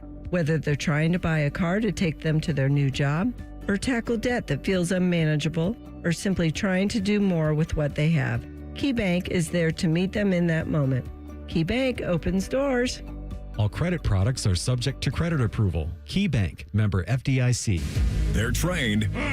They're fired up. Let's do it. When you need heat, they can't be beat. They're Ohio State's undefeated heating and cooling team. For plumbing, drain, heating, and cooling, there's only one team. The Waterworks. Better care, better value, better results. Call the Waterworks at 614-232-2222 or visit them online at thewaterworks.com. A proud sponsor of Ohio State Athletics. For 48 straight years, Ford F-Series have been the best-selling trucks in America. We got here by engineering breakthrough technology, redefining built Ford tough, and never settling for second best. But what's really made Ford F-Series the #1 selling trucks in America is you. Ford F-Series, built Ford tough. Based on 1977 to 2024 calendar year total sales. Matty Ice here. How far are you willing to drive for a great deal on a new vehicle? Well, I made the short drive north to McDaniel GM Superstore in Marion and got my new car. And right now, you can get a 2025 Chevy Silverado 1500 with up to $12,000 off MSRP for qualified buyers. They believe in a no-hassle sales experience so you can get the truck you want at a price you'll love without the stress. They're just off Route 23 on 95 in Marion. Or you can visit McDanielGMSuperstore.com. Chevrolet. Together, let's drive. Morning Juice is now on YouTube, weekday mornings starting at 6. If you're a fan of Bobby Carpenter, he's ready to attack and dominate. If you're a fan of Jeff Dudoff, drive directly to a hospital. Seriously, The Fan. The Fan Guest Hotline is sponsored by Right Way Heating and Cooling and Bryant, doing whatever it takes to keep you and your home comfortable. The Fan. You're listening to the KeyBank Pregame Show, the only way to get ready for a Buckeye game. Your home for Ohio State Athletics. The Fan. The Fan's behind enemy lines. Sponsored by your Central Ohio Ford dealers. Behind enemy lines this week, you're going to hear from Scott Ritchie. AR and I caught up with him yesterday on Rothman and Ice. Here is his breakdown of Illinois and what they're bringing to the field today. How many guys are they getting back in that secondary for this one? I mean, I think it should be fine, except for, Xavier Scott is out for the foreseeable future, probably the season.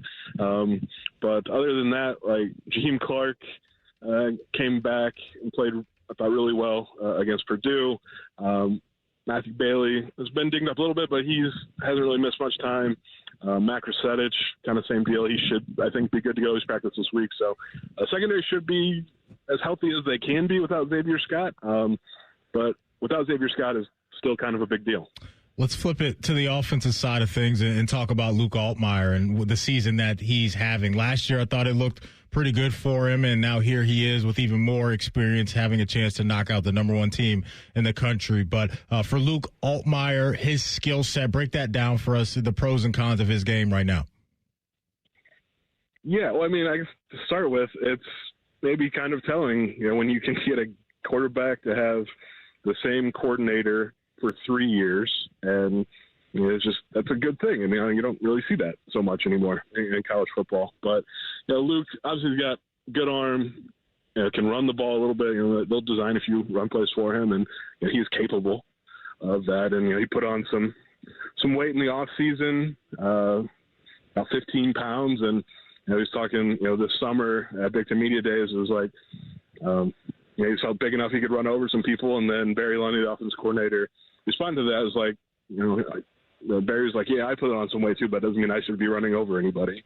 But just super confident as well.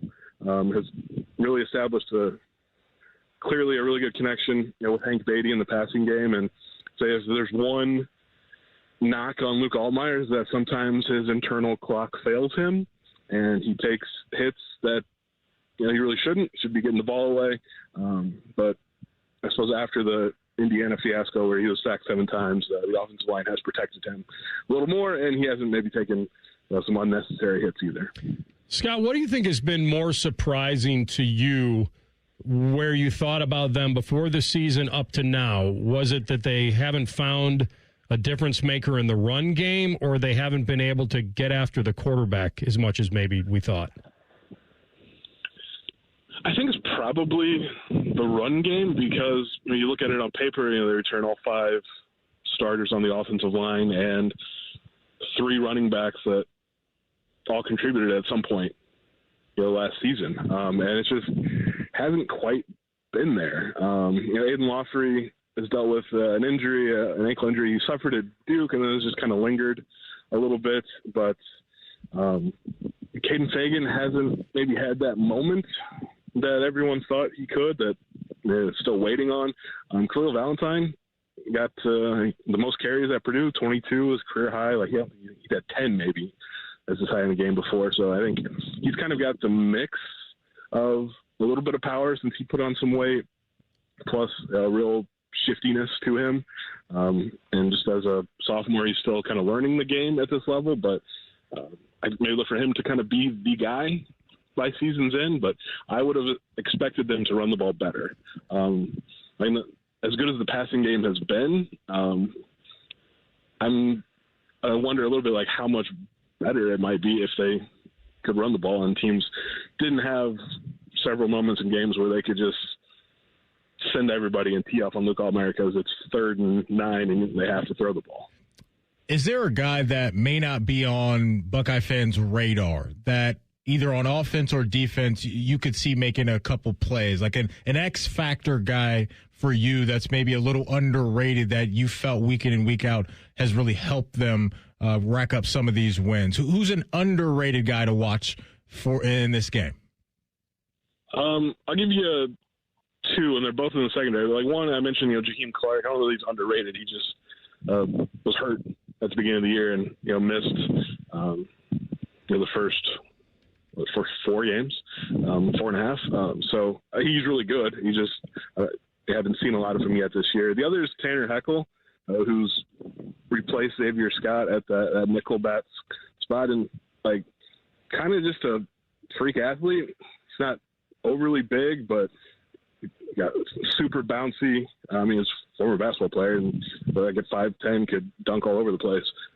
But good athlete. He just needs more experience. I think he could be really good, but he's made some big plays, at an interception and a forced fumble at Duke, and really his first opportunity. So, it's a guy that is probably going to see a lot of action with the way that Ohio State has been operating in the passing game. So, it'll be interesting to see if he can make some plays. Does Brett Bielema think that he can slow the game down?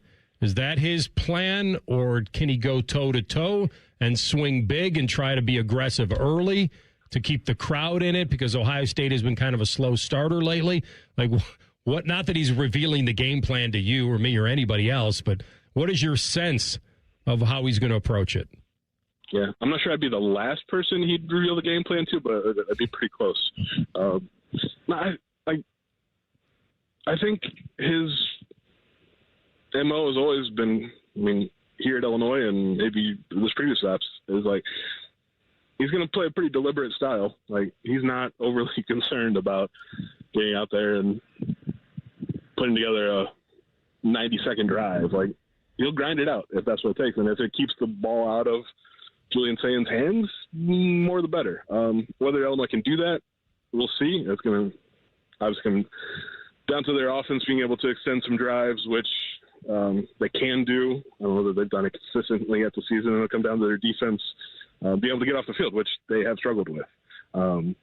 So at some point, might have to take big swings because that's the way the game turns. But I think the preference is to really just turn this into that sort of prototypical Big Ten grinder. Scott, what were the expectations for this year's team prior to the season, and how much of those expectations have changed after the Indiana game? I think going into the season, it was definitely this could be a playoff team. That's what they were definitely shooting for. Picked 4th in the Big Ten in the preseason. I think that sort of reflected not only the expectations inside the program, but from outside as well.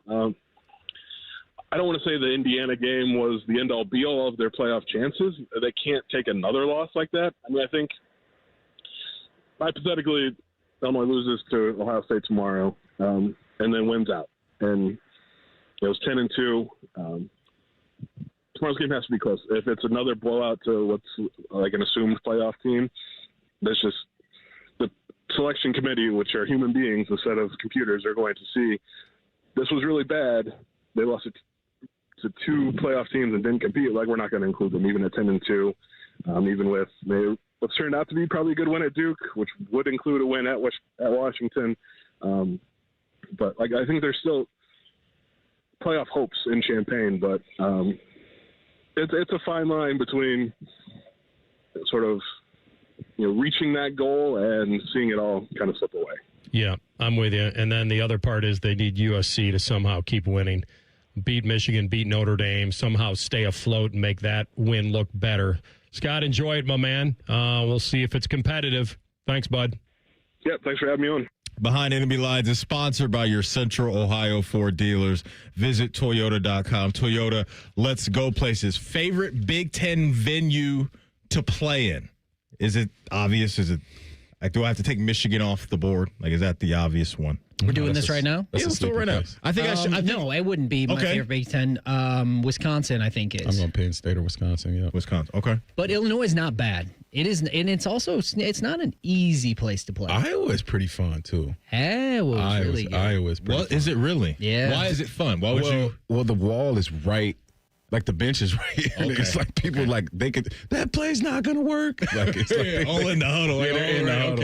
And then the locker room is pink. Cool it's just an experience. So you mentioned Wisconsin. Is that for the jump around portion of the game? Probably both times I played there was night game. So it's like we always had that environment. So it sits there for me. Only played at Iowa once. I did think it was awesome. Those two, and we did have the Penn State whiteouts. Yep. So maybe that's an obvious one, but to me, those two felt more, I think because the stadiums are a little bit more like intimate. Like Wisconsin's not necessarily a huge stadium, but it feels, I don't know, it's a feel thing. Yeah. Can't explain it. Can't explain the feeling. No, I got you. Camp Randall is a crazy place, man. Outside of the Big Ten, was it the Rose Bowl for you guys? That venue? Was that the? Yes. Okay, that was number one. Yes. I got to get out there because it's on TV. On TV it looks the part. I can't imagine in the flesh just seeing the backdrop and just everything that you get out there. Oh man, it's just a perfect day too. It's like you can wear a long sleeve. You might not need a long sleeve. It's just at your discretion, like a nice wind. Yeah. Oh man, the Rose Bowl venue is really nice too. But the college, I liked playing in college stadiums a lot more than NFL stadiums. Just way more. Yeah. Really? Yeah, because the NFL stadiums are a lot smaller. They're designed differently, and they're like made for consumerism. Where college is, and they're like, sleepy. They are sleepy. Yeah. The NFL game. Well, you notice not having a band. For sure. That's the first thing you notice when you get to the league. It's like, well, Baltimore has a band. They're like one of the only teams. Them and the Saints. Yeah. And those crowds are a lot more lively, but you notice that immediately. It's like, dang, it's just kind of like. Yeah, for sure. Yeah. It's kind of like the conversation we have about the Super Bowl every year, how when you go to the Super Bowl, there isn't that type of energy because it's more business-like, right? Like that energy in the stadium because a lot of the home fans aren't there. It's just so expensive now to get out there that you got. Yeah, you're not in somebody's back. Correct. Like this is our stadium. Yeah. You're not in somebody's territory. I'm with you guys. Like just even watching games, like whether it's a game at Penn State or at the Shoe or down in the SEC, and then you go to a game on Sunday on TV, and it's just not the same type of pop coming through the screen, as far as energy goes. So, yeah, man, fun stuff happening in Champaign. Bucks taking their talents on the road here. In a few hours, they will kick off against Illinois. Coming up next, it's who's got the heat. Who we putting some pressure on this week around the world of sports and college football? We will talk about that next. This is the KeyBank Fan Pregame Show right here on The Fan.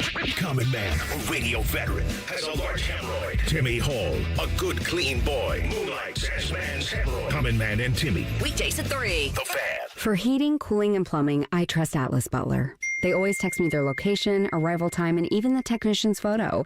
And zodiac sign. Just kidding. Looks like a Pisces. Call 1-800-FURNACE. Round here, it's all or nothing. And nobody has more all-wheel drive choices than Toyota. Now through November 3rd, get 4.75 APR financing on a new 25 RAV4. Or 5.75 on RAV4 Hybrid. Excludes plug-ins. Or lease a gas-powered RAV4 LE for $309 a month for 36 months with $36.99 due at signing.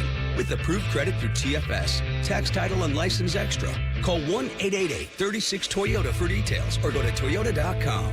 Toyota. Let's go places. What's better than cheering the Buckeyes on to victory? Wearing our exclusive collection of OSU jewelry as you watch.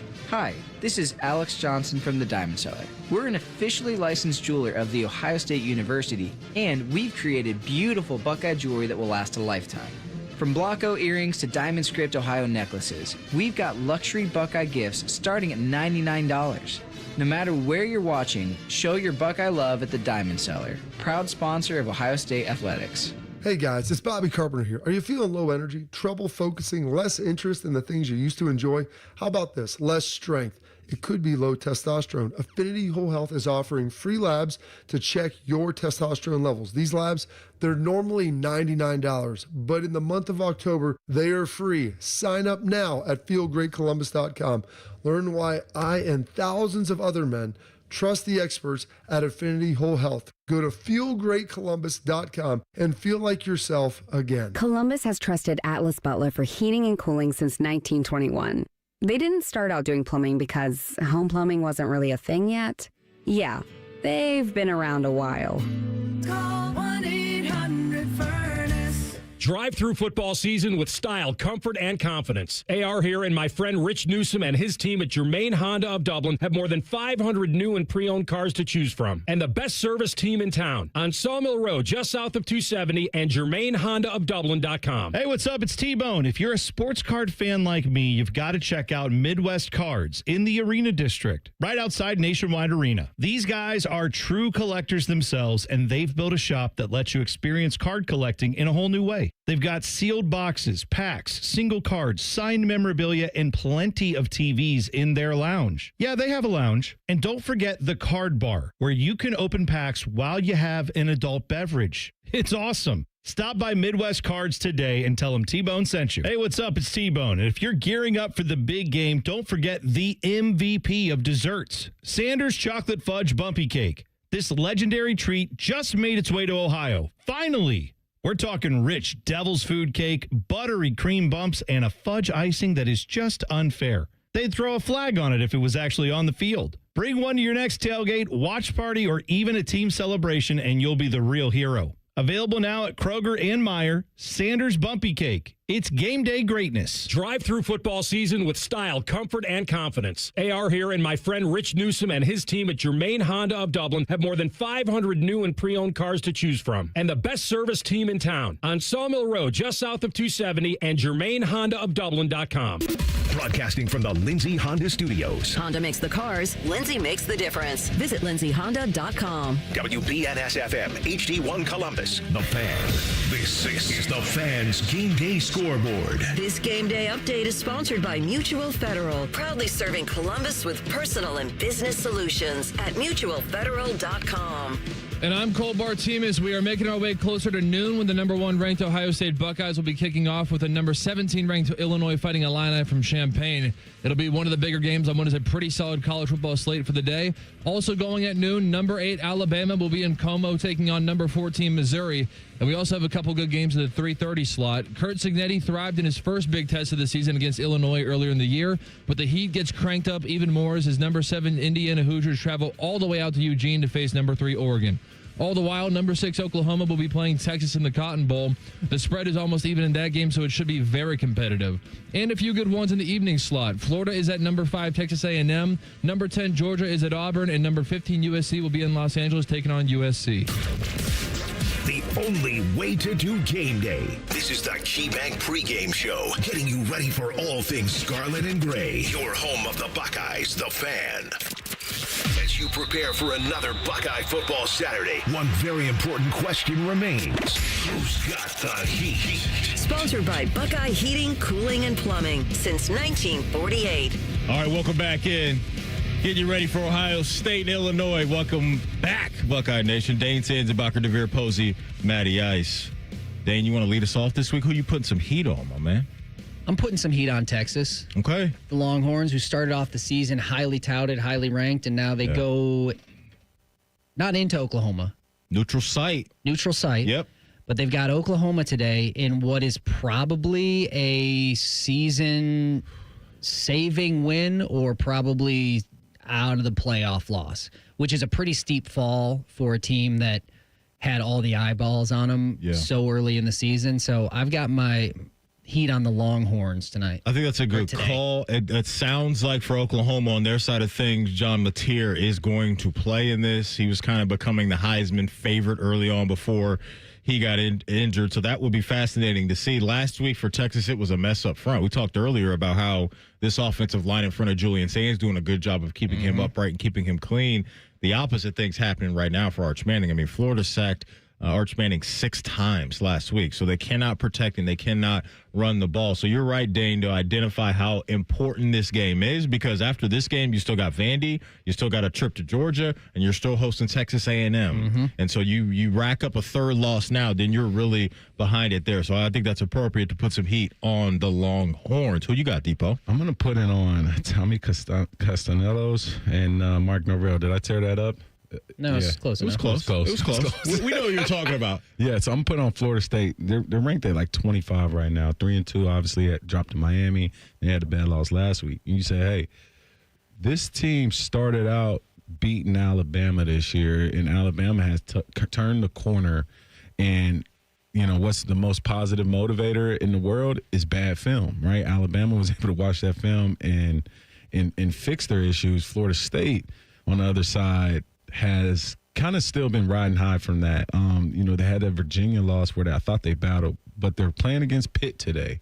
Coach Narduzzi, he is a traditional Big Ten guy. He's going to have some physical aspects to him. And this Pitt team isn't a bad team. It could possibly clip Florida State. So they're on high pressure alert for me at 25 going against a good Pitt team. I like it. Who's Got the Heat is brought to you by Buckeye Heating, Cooling, and Plumbing since 1948.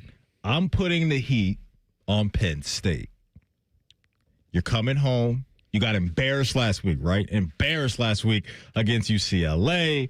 And now here you are hosting Northwestern. Now, they should beat Northwestern, but we were saying the same thing about last week's game when they were taking on the Bruins. So Northwestern comes into this thing 3-2, and so they have more wins than UCLA did. And I think sometimes these things can snowball in a bad way, right? Like, I think you could look at the talent and think, oh, they can figure it out. Like, they're good. No, I just think, like, the energy, the vibes right now, like, this could get bad really quickly for them. And even prior to the UCLA game, like, teams were hanging around with Penn State. It wasn't this dominant force that we were watching week in and week out. So Northwestern's going to smell a little blood in the water today. And so Penn State just has to avoid another upset in back-to-back weeks. So I'm putting them on or who's got the heat list this week. I like that, Matty. And when things are going that way, and I want to know what Dane thinks about this, like for me as a player, one, like all of my personal superstitions are on high alert,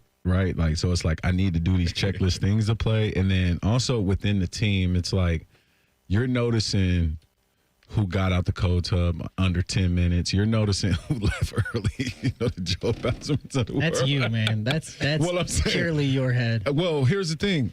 Everything sticks out more if you're late. You know, if you had a class and you're rolling in, people are like, hey, can you get here early? Can we get some extra film and things like that? So all of the actions in preparation when you're on a 2-game losing streak matter. And so you just wonder, can Penn State pull out of that? Yeah. Right? And like can get back on the winning streak. There's something to it though. There's like it like can piles up. I don't want to say a vibe, but it's like, yeah, when you start to slip there, you don't want you can't help but have the confidence of the team shaken. Like you go out of that game, you clearly everybody is aware of what has happened here. You're not going to see the most confident Penn State team ever come today to play Northwestern. This is a hobbled team that needs something to get back there. Yeah, I'm sure that it is not a fun place to be in the Penn State locker room right now. It's awkward. It is like a drag. Like, it is just not a fun You know how awkward it is? You can't laugh on the bus post-game. Oh, no. You can't laugh. You can't Football's fun? You think football is fun? When you lose, you can't even laugh. You're not even allowed to laugh in the facility right now. Like, oh, something's funny. Something's funny, We lost 2 in a row. They think something's funny over there. You know what's funny? This film we put out there last week. That's funny. Nobody's laughing right now. You live in fear. I get it. That's the worst feeling. So that's why I just think mentally right now for Penn State, they just have to be in a tough spot with everything you guys laid out. You mentioned superstitions. Dane, what was did you have a superstition that you had to do before a game? Did you have anything like that? No, I don't think so. Okay. Dane. Like, he was, like, strong against that. Like, and I noticed it because Dane would wear the different stuff. Well, every I would week. would try to actively fight against that because it's a natural thing to be like, to match up, like, well, I wore these cleats and we won, so these cleats equal win. And tough. just like, so I would like actively try to not get in that because when you get too tied to those superstition things, your mental health is on the line. It works against you. Yeah, your mental health is on the line. So man. no, I didn't ever really have like a thing that I wore or did necessarily that was the same every week. Yeah. Devere probably did. Would you wear the same socks or? I think for me, like I had I had to do this on Tuesday, I had to do this on Wednesday, or I have to have Friday night I had that meal. I need to do that again, and so it goes to that. Yeah. It's like that, and I don't wish that on anybody, pro superstitions, man, or stuff like that, because it is a real thing, man. Some teams I've played for, they might not give a number 13 out. Right? Like, it's like no Friday, like nobody has 13. And it's not because it's retired. It's just, you never know, man. It's just weird, the world of sports. You know what's crazy is that, like, fans do this too. Mm-hmm. Like, fans do it too. Like, but we're no different. Like, players are no different. Like, Buckeye fans, hey, I wore this hoodie last week and they won. I'm wearing it again this week. Like, it just to think that we have any impact on the game whatsoever is crazy. But everybody kind of stumbles into those things. I want to play you this clip from Jeremiah Smith from you guys, because we just know that he's the best, or one of the best, no doubt, receivers in the sport. But he was highlighting it's not just him. There's a bunch of other guys you got to worry about, and how impactful in a good way that can be for the Ohio State offense this year. Yeah, I'll say it's pretty frustrating. Everybody that we play against just want to take me out the game. But, last week showed that we got another dominant receiver on the other side of the field. So, you can't just worry about me now. You got to worry about Cardinal Tate, you got to worry about Brendan Ennis, you got to worry about Max Clear, you got to worry about the tight end. So, it's whatever you want to do, take me out. Cardinal Tate go kill you, the run game go kill you, and the tight end go kill you. Specifically when it comes to the passing attack right now, like last week for me was kind of how it was on full display with everything he's talking about, right? Because Max racks up a handful of catches in the game. We've seen other tight ends throughout the year make an impact, but collectively last week with Jeremiah, Carnell popping off with the big plays, and then Max Clare having the impact that he did. Like, it's just everywhere on the field, they have dudes that can pop off and make plays, and that's connected to a quarterback that we've been talking about that's been really accurate. And so from his perspective, that being Julian, to know that I can go through my progressions and have confidence in not only one guy but multiple guys, man, just speaks to, I think, some of the things that we're seeing from Julian right now and how he's been able to ball out the way that he has. And it's also built on a run game that's coming along. The running backs that are playing well. All of that plays in.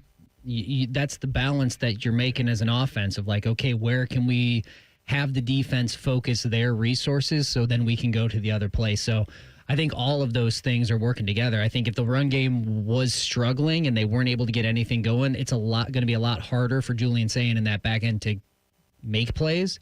But because everything is kind of in rhythm, rolling, things just look smooth and are opening up. So, it'll be interesting to see today what Illinois does to try to put some kind of, stick in that spoke. So some kind of like, because they've got, they're talented. It's an experienced coaching staff and they've got a lot of film. It's like at this point, you've seen what has worked.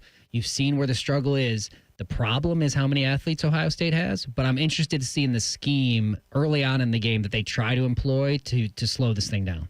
Absolutely. I think, just taking a moment and just appreciating like the present in terms of Ohio State era, like the football that we're in. You think about how Ryan has just been trying to settle himself since 2020, post that, you go through 2 DCs, you find a good one, you have this gap of, Kyle McCord and Will Howard. Don't say Kyle McCord's name like that. All right. Listen, you did enough rubbing it around. Kyle McCord was good. He was good, right? Okay. So here's my thing. Since CJ to now, talent-wise, there was a gap at quarterback. And then Ryan Day relinquishes play calling duties.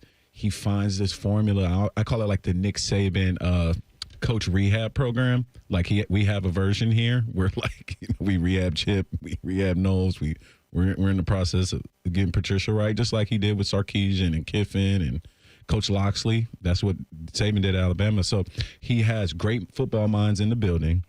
He has a great formula that won him a natty. And so I think we're like entering our era of get a gunslinger. We know we're going to have receivers.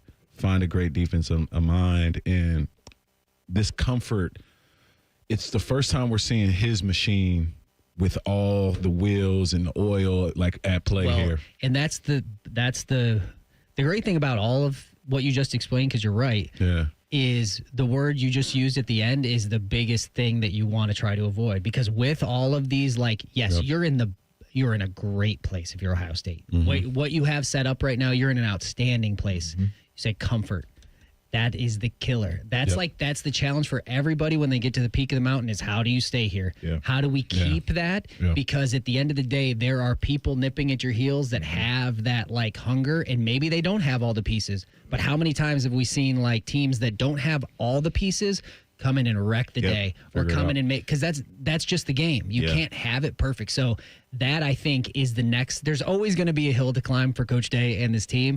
And there's good problems, there's bad problems. This is really good problems, but their next hill is, of enjoying what you have, but keeping that, like, what are we striving for? What do we have to fix? My man AR, he has a saying that he says on the show: complacency comes to collect. Right? Like if you stay complacent, then you're going to pay for that in time. I heard Caleb Downs mention this week on his podcast with his brother that they are, not that they needed to be, but what happened last week with Penn State kind of shook the room a little bit. Like, hey guys, we can go anywhere against anybody, and you just never know what can happen. So the mental focus from this team right now, I think, is in a good place. Coach Day said this week the Tuesday practice that they had was one of the best practices they've had all year. So I just don't think a mental letdown is going to come from this team. They may get into a game where things just get weird because somebody's executing on the other side, but I don't think it's because guys are not going to be where they need to be and not taking care of the things they need to take care of throughout the week to get ready for a game. Coming up next, it's our East to West segment. We will highlight the Big Ten schedule for you this week and hit you with our final thoughts on Ohio State and Illinois. This is the KeyBank Fan Pregame Show right here on The Fan.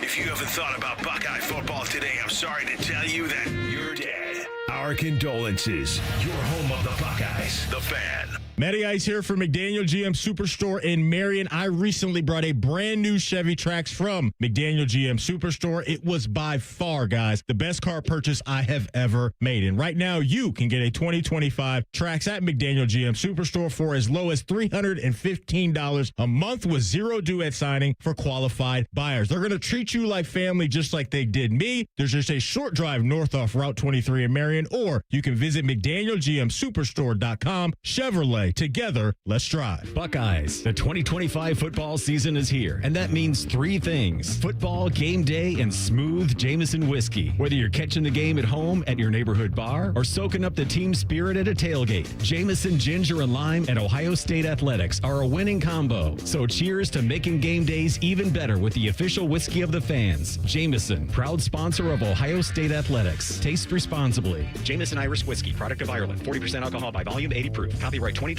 imported by John Jameson Import Company, New York, New York. For 48 straight years, Ford F-Series have been the best-selling trucks in America. We got here by engineering breakthrough technology, redefining built Ford tough, and never settling for second best. But what's really made Ford F-Series the #1 selling trucks in America is you. Ford F-Series, built Ford tough. Based on 1977 to 2024 calendar year total sales. Hello, big voice guy here. I've been hired to tell you all about the Fan's YouTube channel. Did you know you can immerse yourself in Buckeye goodness like Austin and Burb's daily podcast, The Beat? Yes, sirree, Bob. Subscribe today. Fan weather. From the Logan AC and Heat Services Weather Center. Get ready for a beautiful weekend as we see plenty of sunshine here across the area. High temperatures in the low 70s here this afternoon with just a few scattered clouds today. We'll see winds out of the northwest at 5 to 10 miles per hour. And then for tonight, mostly clear and cooling down to the mid-40s. For tomorrow and your Sunday, we're tracking more sunshine and a few scattered clouds and highs around 72 degrees. And we'll see the sunshine continue here for Monday and Tuesday with highs in the mid-70s. With your 10 weather impact forecast, I'm meteorologist Aaron White here on 97.1 The Fan. All the Ohio State conversation you can handle. The Buckeye Show. Weeknights at 6. Your Ohio State flagship station. The Fan. The ultimate way to get ready for another Buckeye victory. You're listening to the KeyBank Pregame Show. Proud to be your flagship home of the Buckeyes. The Fan. It's the Fan's East to West. All right, welcome back in. Final segment of the program. Matty Ice, DeVere Posey, Dane Sanzenbacher. Your Big Ten schedule. We had a game last night. Washington, they took out Rutgers. Final score of that one, 38-19. Damon Williams, he could have easily been our one tough animal today. 402 passing yards and 136 rushing yards. It's crazy for Damon Williams. He just went back to normal after playing Ohio State. Is like that was the guy that we were preparing for. Didn't see him that week. Now he's back to normal. So that's how good the Buckeyes are. Four total touchdowns for him. Your schedule today, you will have UCLA taking on Michigan State. You'll have Northwestern taking on Penn State. Nebraska takes on Maryland. Iowa at Wisconsin. Michigan at USC at 7:30. Your final Big Ten game of the day will be Purdue at Minnesota. And Dane, I didn't forget. Don't think I forgot. 3:30 kick. Perfect time. Those Indiana Hoosiers going out to Eugene to take on Oregon. Biggest game of the week. But we were talking about game on game, jersey on jersey. This is nasty. This is a nasty work. It is nasty work. Not Indiana striped pants with the duck just doesn't look good. It looks like a football team playing a basketball team. I agree. You can make the case Ohio State, Illinois, not a good jersey on jersey game either. No, it's a great jersey on jersey game. 7:30 at USC. I'm here for that.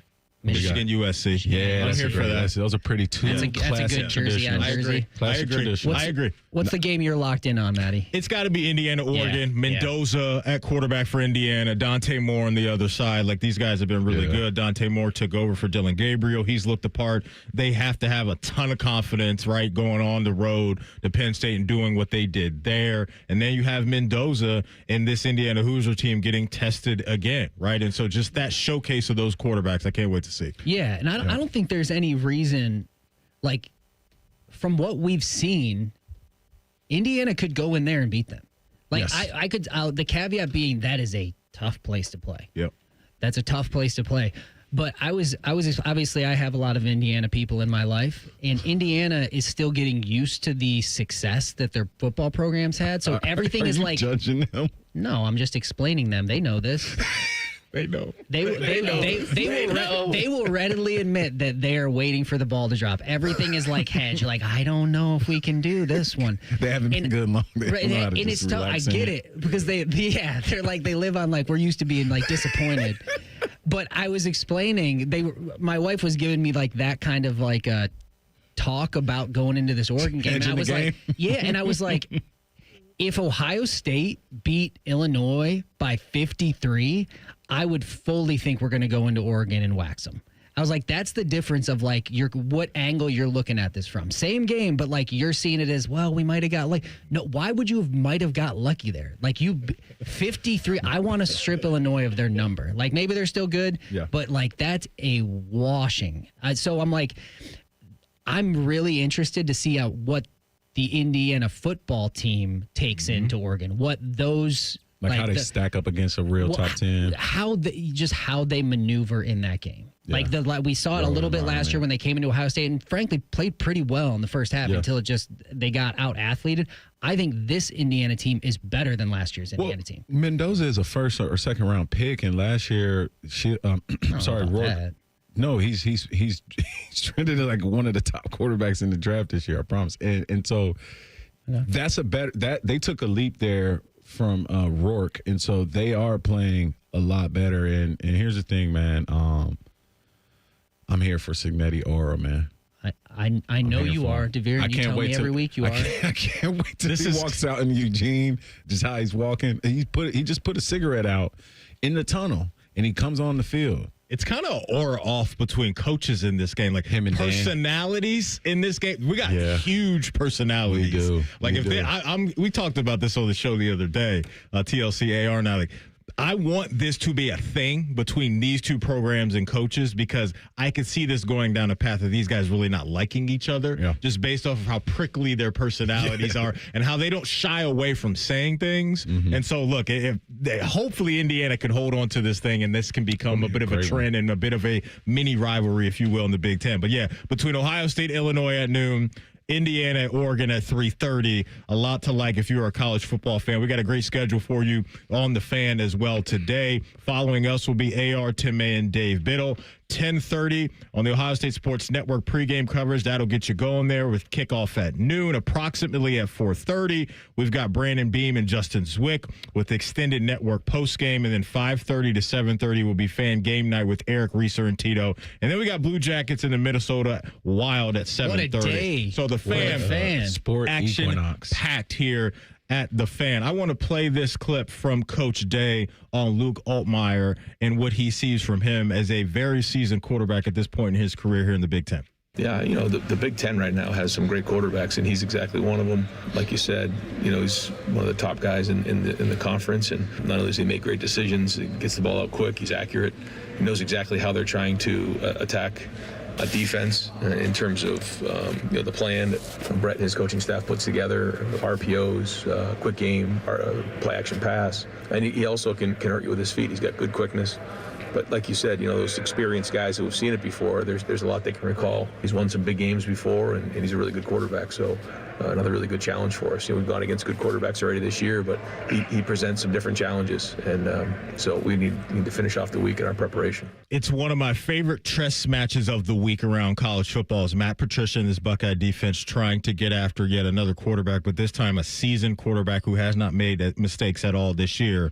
12 touchdowns, 0 interceptions. On the flip side of that, Ohio State is awesome on defense, as we know, specifically in the red zone. They've allowed no touchdowns all year in the red zone, only allowed 3 field goals in this thing. And Ohio State coming into this one is second in the country in third down conversion percentage. And so they're getting you off the field on third down. And when you march down the field, they're not allowing you in the end zone. So that for me is what I cannot wait to see. Final thoughts, fellas, on this game and some things you cannot wait to see unfold here in a few hours. Yeah, I don't think this is one of the obviously the biggest games Ohio State has left on their schedule. This is going to be a test. They should, I guess you can say, win this game. But this is one of those that this is going to be a tough environment. This is going to be, I don't read into too much. I'm sure by the time Sunday comes, I'm going to be hearing all kinds of stuff that Indiana beat Illinois by way more than Ohio State did. I already know I am, because it does not feel that I don't at all expect that. I think Illinois sees this as like, this is the game. When number one's coming into the house at noon, the stadium's going to be rocking. It's going to be a super hard place to play. Yeah. In any slip-ups, like some freaky special teams thing happens, okay? Like I don't think Ohio State should get lulled into like an invincibility, and I don't think they will. I think they have so much experience on the coaching staff that they'll stay focused enough, but I don't think it's going to be a runaway. Depot, final 30 seconds. What do you got? What do you want to see? Oh, man, I'm excited. I think for this team, I believe Illinois is going to give us one look. We need to stop putting the S on the end. We just have to. Thank you. Appreciate that. I think Illinois will give us one look defensively. And I'm done. Thanks. Have a good freaking show, man. Have Appreciate a good weekend, you guys. It's all good, I'm man. trying, I'm done. I don't want people to come at you take on off the YouTube chat. Take off $5 for the S. I know. For off my $10.99. That is the brotherly love we have. I love on the show. TLC, great job on the board. Dane, Dock me $5 for that S. As always, I appreciate you guys. We're going to hand this thing over now to my main man, Anthony Rothman, Tim May, and Dave Biddle as they continue coverage and get you ready for Ohio State and Illinois. This has been the KeyBank Fan Pregame Show right here on The Fan. A lot of hosts have been on our airways in the past 30 years. Some good, some bad, some really bad. Anyway, sorry for that.